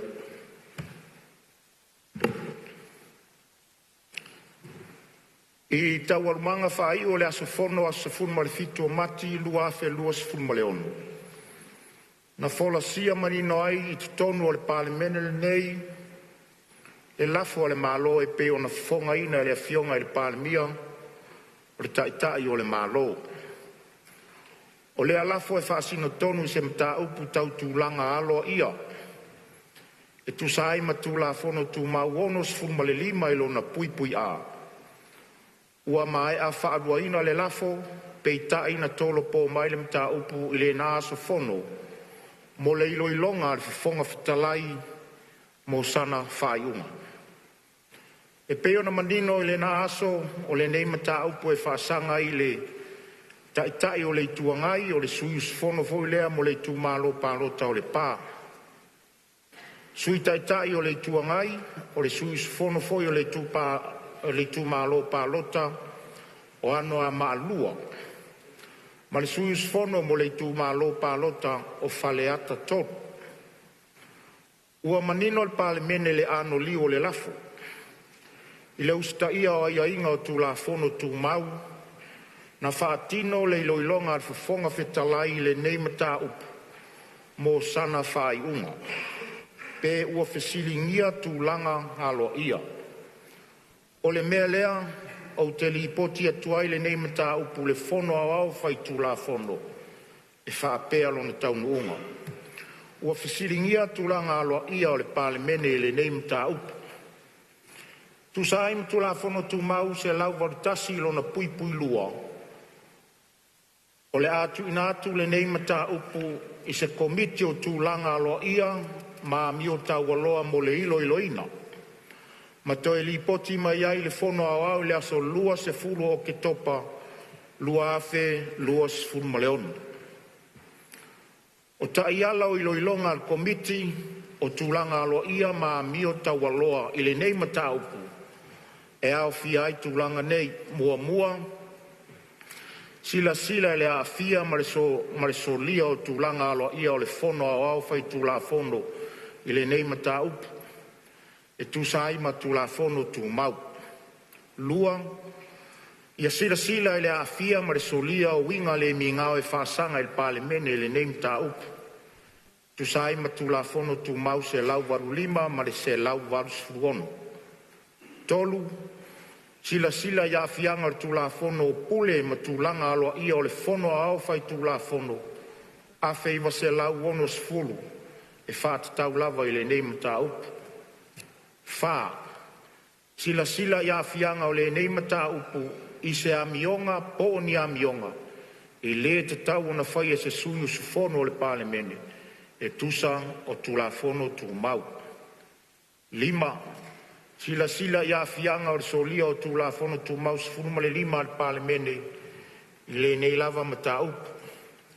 6. Sila ia fianga o se suiu sufono o wha maonia le solia o tūla fono, tūlanga aloa ia o le fono au whai tūla fono, ma winga le mi ngau e whaasanga le Palemene. o le nei lava mata upu. Fitu, tu ina mai se fautuanga tala whengai mo se whai unga le Palemene e tu sai o le nei mata upu. Ma le valu, to e lipo ti mai le komiti o tu langa aloa ia ma mi o tau aloa i le fono au au. I le aso luas fulu o ke topa, lua afe luas fulu maleono.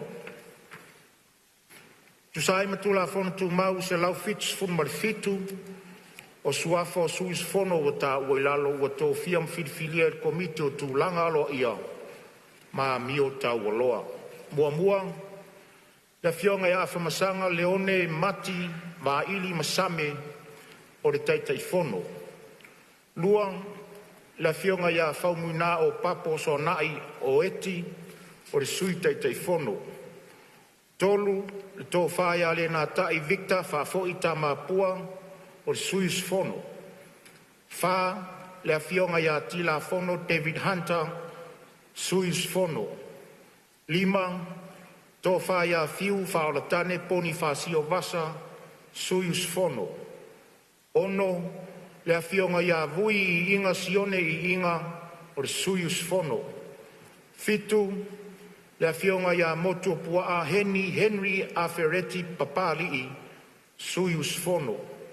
Valu, le fionga ia honorable mau ati fale si ausi pue mai, suis fono. Ma le iwa o suis fono, le fionga ia whalongo a suao ka apiliele lua whalongo o le suis fono. Ua tātou taunu mai whai unga o ngā luenga sa whātulangaina mo le nei asu. E ave aile nei avanoe whaleo ai se a nganga whaafitai o le whongawhitalai il pa ia o le Palemene i le tau awa mea ina o le tātou ngā luenga i le nei asu.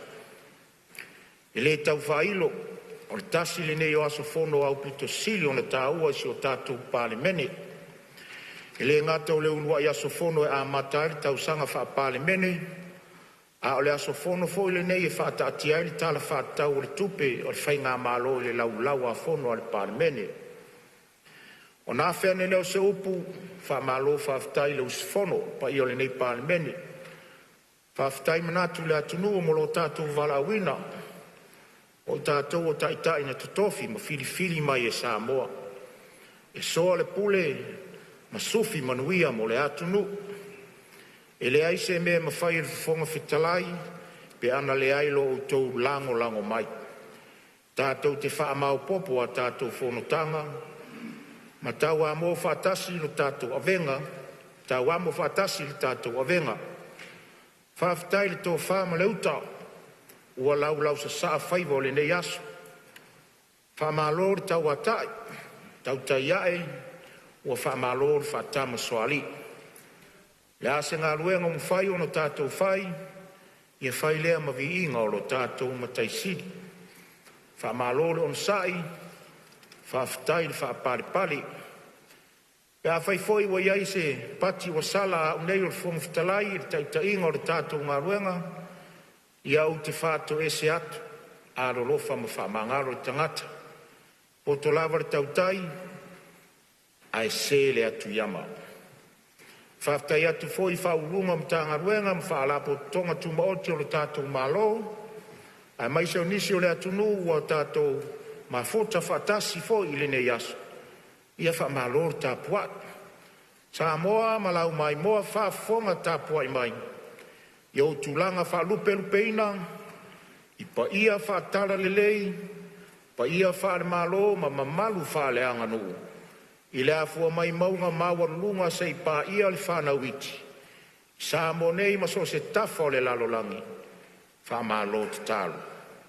Whamalo ta puai. O tau manuia whaiva o lau Palemene i le nei aso. Ona o lau tapua ina mamana. Pea whai o whai, wa iai se whale tono o lau Palemene le nei aso. Ia alo whangia ma whamangalo mai Samoa. A ar te talo e whaawau. Ia tu mau le alofa ma whamanianga le atua, ia te oe le atunu e pele. E le whaangaroina au auna uma o lo tātou, o lo tautuaina Fonotaga le Palemene i so se aso. e le ai se afu e masaafu atu lou le ngangana. O lo se sila le langi la utou tautua. A le nā fo i le tatalo ia whaamanuia le atua i lo utou vala awina. O le toe aso le nei o Fonotaga le Palemene le maota nei. Whaleo ai le whaaфтаitele i lau fionga le minsta o tupe e tau wala atu i lau fionga i le Palemia ma le kapeneta. Whaaftai mo le whaavanoa ino le maota le nei. I taimi e mo o mia ai le Palemene mo ana Fonotaga. Whaaftai at fo i lo ofisilo pulenga o tanga luenga o tupe malau au whainga luenga. La utou lango malosi i taimi o tapenanga le whailau tusi o le fono masiana au whainga luenga. Mo Fonotaga uma le Palemene ia sanga whaamanuia le tua i a te outou uma. Whaatai leo se leo o anga luenga o whaatali mai mo le nei aso. Ia anga le lei le li. Ta penanga whaawau le malo mo le whaamna tuina o lo tātou malo tutua tasi le nā vai aso. Ia whaamalu pea le alofa o le atua i fuafuanga uma. Mo moli atu fo i whaamurianga mo le whaamna tuina o le atoanga o le onus fu mo le whaatau sanga o le malo tutua tasi o Samoa i le nā masina fo. Ia whaatasi o ia mo utou i so se mea ia maua pea lana pui ngā alofa. Ae tātou te lei toro pō. Fionga le whangwhitalai. Ia, le aua mai ta watu tūlai. Mai la fionga te itai o le malo. Ia, sauno ia lau fionga i le pani. Nā tua lea le tū noa le whaiva o Samea. Wa le lava wa whalalatau. Le matangi le niu mea. Wa le ni tai au ma le tātou whanusu. Nā tu whaiola le sola whatama o le pō. Le tātou maafutanga ma le tātou Fonotaga. E ta ui ai le ta mau ainga o Samoa lea whatoa maea o na laulau. Ala whaielo leo e whai mawhonga o le tātou malo. Pio atu le fiongo sui Palemia, minsta o kapeneta, minsta laulango, ma le whainga malo. Tainane fo i sui mamalu mo le Palemene. E mamoli atu aile nganga whaaftaitele i lau fionga i le whangwhitalai. E whai fo i o lau whaaftai mai, e ta tau na whai atu fo i sa mata upu. A se tala e ala i le tau awa mea ina o le whono usu a Samoa. O lea e tata atuli, ma whangu pea le tatalo a Samoa i le au ma le pō. Ka ia lau whai ngā luenga totofi a le atua, i so se whata whaitau langa, ma so se tō vine o lo tāpua ia Samoa. E langona fo i le nganga o le mawhanawhana, wā le tāpua inga Samoa, pa ia ia inga fia, a inga tupu, a inga nofo, a inga pāpā, ma inga ta whaiwha. Ai nani le tāpua inga, a inga matama ma inga, leo songa tu mua mapule, i tu au ma la taua inga i le tai ma le vā o fonti. Lau a fionga le whangwhitalai, o mata fele le alofa o le atua le nei aso. Tātou a mata mai le tae ao i le whātau toa ino se tasi o sui fōu. Tātou tau maa vai ma se tasi o uso. A leo a fofola le tamau a ingo Samoa. O le tamau a ingo ai lau a fionga le whangwhitalai. O le tamau a ingo Samoa atoa. Nena mai ei tātou te o mai e lufi me le lei. Ma whāsoa ele me ngata ele le lei, a wāle manuia o lo tātou atanu. Po i leo le vi inga i le tua i le na polo whāsoa. Po i le whāwhetai i le tua i lo nā lofa ma lo nā ngale lei. Wa i titi manu, wa lava manu. Tā tātou wau maa, la tātou tangai. Po lele watu le whai laa. A le fale na mamo i ai Samoa e fia fauso na fale. Ia lau i ula e pei o le fale na Iamoa. Pou i toa e pei o le fale na Iamoa. Ai a le fale na fai e ke riso mo tātou. Pe mai o le fale pou ilo na fatua e lau ilo na toto. Le ua i ai le tātou whalongo i le tae au ma le aso le nei. Vi ia le atua i mea o tātou whafafonga ma va ai i ai. Mori ele nganga whaftaitele e tau wala atu le Palemene, Samoa malau tapu ai mai le nei aso. O fai valo filima ia walau lau sa saa. Le wa mātou li poi malufi rufi. A wālo tamau ainga nei mātai au. Mai whea ia mea. Mai le lofa ma le anga le leo le tua ma lana tapu au tausi mo Samoa. O le ua iai le tai au le nei. Tala wha solo pito o le tātou tamau ainga. Na whau au whau poe o tātou mātua. O uma le tā la, uma le lua tā la, tonu tā la. Uma le afe, uma le miliona. Wa tātou tala noa i piriona. Ia ua nei a te tātou. Ia tātou mawhau whau wifo i le nganga loto mawalalo. A wā ana le ai ana nafi, e le ai le so. A le fesiri o lal tātou me whai mo Samoa tai au. Palemene o le atunu, o le nganga au tū nā le tātou whai ngā malo. Tātou maia, tātou futi manula, tātou sui le ula, mo tātou lafo i le atua. E tini wha sala ma le wha solo manongi, e vi ia lo nā lofa ma lo nā ngalelei. A wā le tala leo le tupe leo whātātia i malai. A fo e tāpua i le atunu tālo whae. O upu tau tino nei o le no fo inga nei. Ina u whātau tō le whainga malo. E le mawhai, e le malo, na toi whaua na o ia le atunu.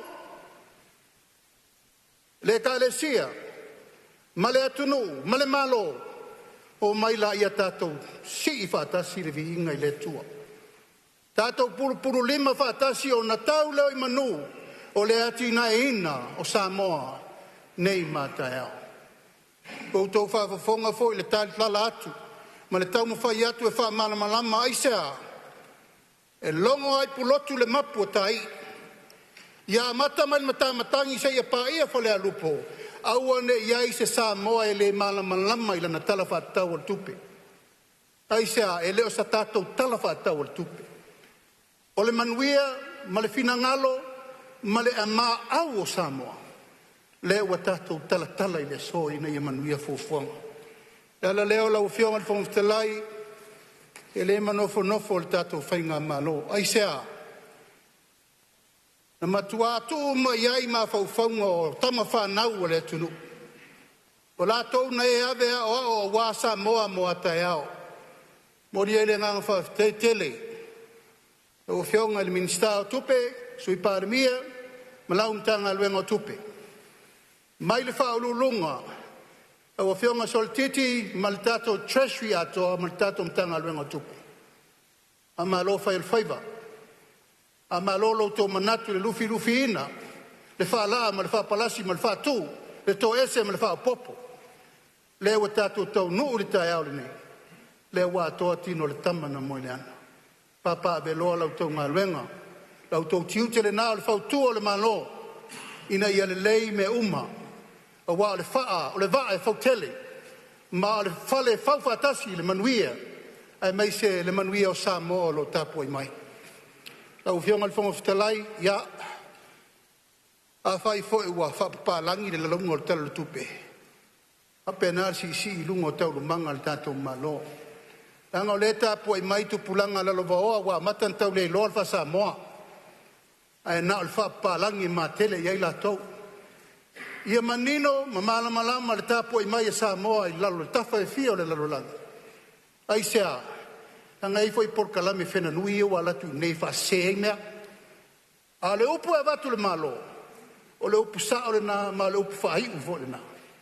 E la le la ua whionga le whongustelai whaftai mo le avanoa. Tu ina mai ai e tala ai le tūlanga le ngangana wha Peretania. Ona o le mea e te tau na whai. Mai le au sina se e pā ia si tangata whtoa whanau mai le so. E te tau na malama i tu uma o so se sene apa. O le afu o le atunu e te tau na whamatu. Fufuanga le tātou malo mo lo sirfia la uwhianga le whongustelai. Ina nei toe le maua so tātou wabanoa. E tātou te alo le tātou tūtotasi. O mai ana fola le tala le tupe.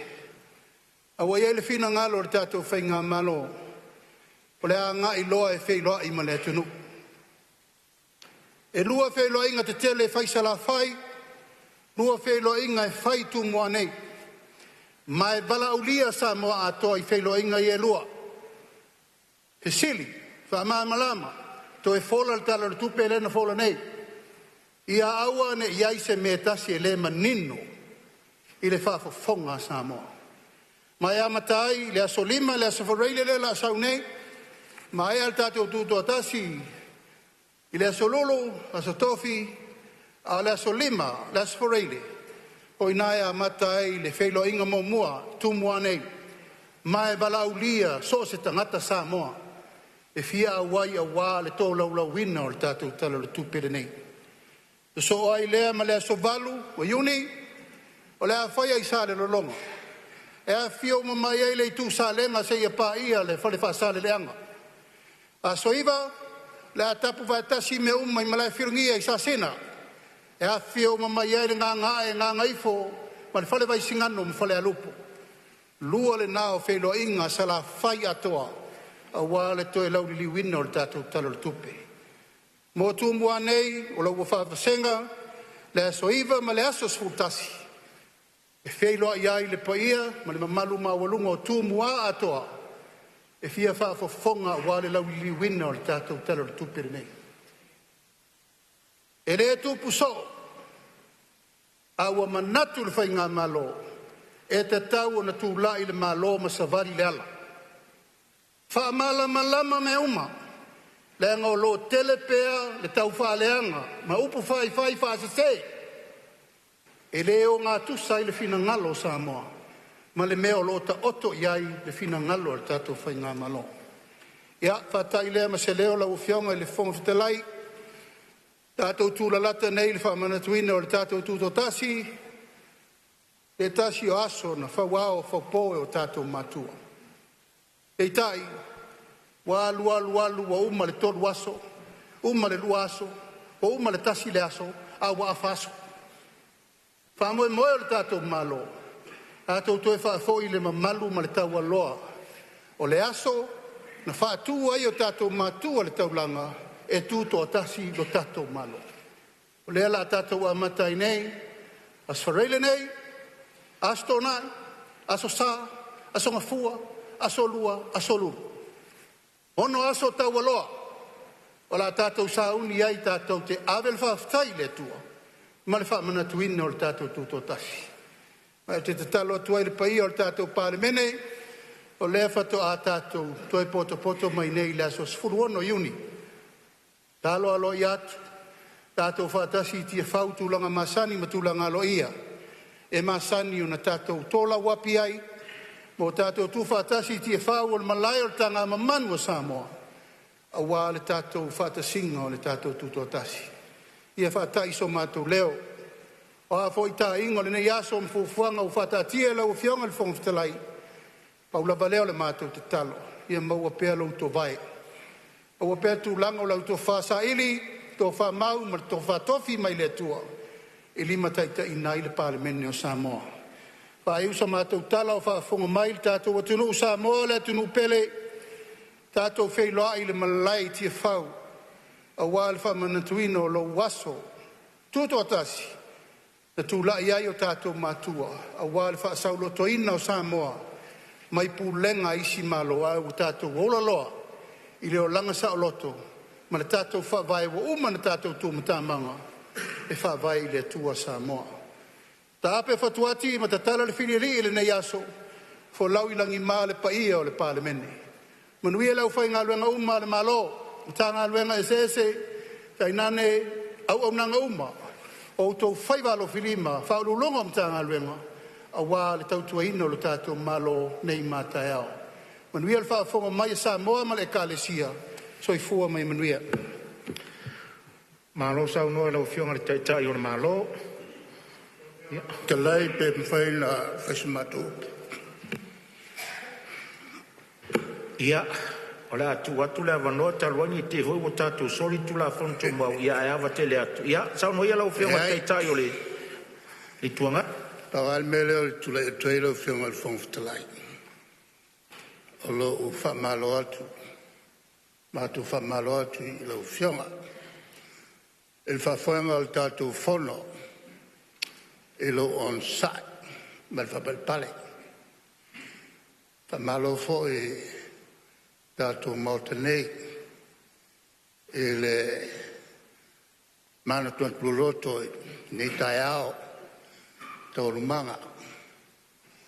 Malo fo e le sui o vai maunga tule mai ni tai ao a matana ngā luenga tau tua i tātou tunu. A tawana o matu fo isfa malo e tātou talo tupe o a fola nei e lo mamea. Ia o se teimi ia o le maua leo se matu awanoa wha soa i fo i ma a vatu le matu whautuanga o le matu ngā luenga le nā le tūna nei o le whautua ma le tua lalo i le malo tu sae ma le matu tautonga sa whai i le tuspaia awa matu te whewhe tautala i le amitonu ua whaafonga foi le atunu le aunano upu. Ai tasi ale tu la fono tātou te muri ai. Tasi ale tu la fono al tātou li. Ia tātou whial whani. Whasili fol tangata ia. Po a mai Samoa il taimile nei. Pawana o tala. La tātou tāpe, whamania mai le tua il tātou Fonotaga le nei. Tātou tue whailai, stei miuluma, o na vatu leo mātou tualalo. Mol manui o Samoa, ave ese ai whai mea whapito. Ave ese ai whai mea whapito. Ai ia tātou whaalwhani. O le whisili, o whaalwhani le tunu le teimile nei. Tali le tua, e tali al tangata il melna. Pele al kauwhi, ia, tātou whai e se malolonga. Manu tele lau whionga al Fonotaga, manu al tātou Maotenei lau whionga al Palemene, ia manu e whoi whawhonga mai Samoa. Soi fua me manu ia. Malo saunoa lau whionga i le. Tai tai ure i tuangai, e wha malo at fōi saunoanga matanga o whia lau whionga i le tai tai ure malo. Ia, tātou se lua ia lua sā, mai a tō manu mo la tātou atunu. Tau ia no tātou whae e atu se ngā ruenga o mai e le nei aso. Mo tātou whātau waa ia ao le li e whai lea. Ina ia whai ai le atoa ma le anoa. Ia, tātou whātea ia pisa mo le nu. Ai awen siwa ia li i peo le upo le atunu. Ai tātou te lei tolo pō te tāpā ma le whaloalo lau whionga sus fono mo whāsa le leanga numeritasi. Se e saunia se talo e whai wai le tātou Fonotaga. Tātou ifo matalo. O ifo whaiva matiu te oro Palemene ro mātou atua. Ai mātou te leo loa e se o mātou to e awhi ane. Se o mātou momoli atu le taulanga o le whaafitai, o le whaamanu, ma le whanetanga i a te oe. E tu sai o lau tausinga, ma lau puipuinga i le soifua, ma lo mātou wola. Ua maea fuafuanga lo Palemene, mātou whaafitai lo wanganga pa ia. Sa loto loto i le mea nei wa mātou maua i le file mu e sufi ai o mātou langona. A o whaafonga tapua isi o mātou watunu o Samoa. Whaftai tele lo mātou watua, whātou whala inga e maise foi o finangalo. Ina ia maua vovonga o aia wale tapua inga lo mātou watunu. Mātou tatalo le li ie le ongi se lau whanau. A ua mātou wala au ia te oe se i e lofa. Ia e whaamangalo o mātou whare tonu.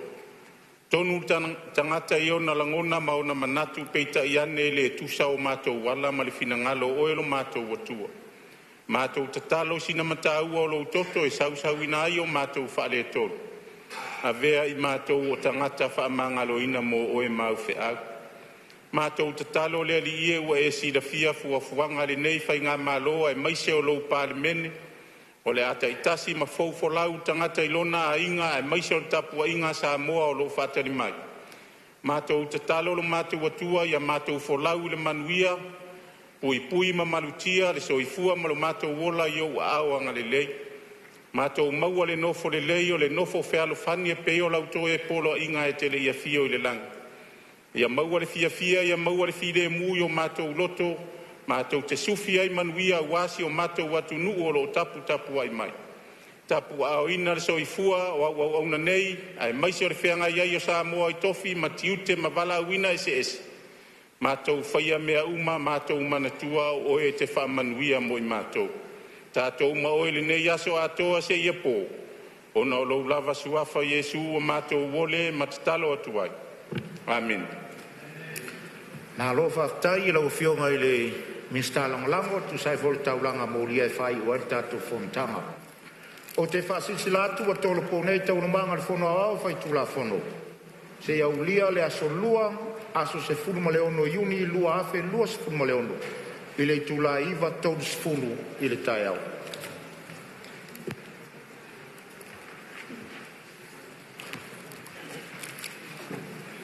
So lua iuni.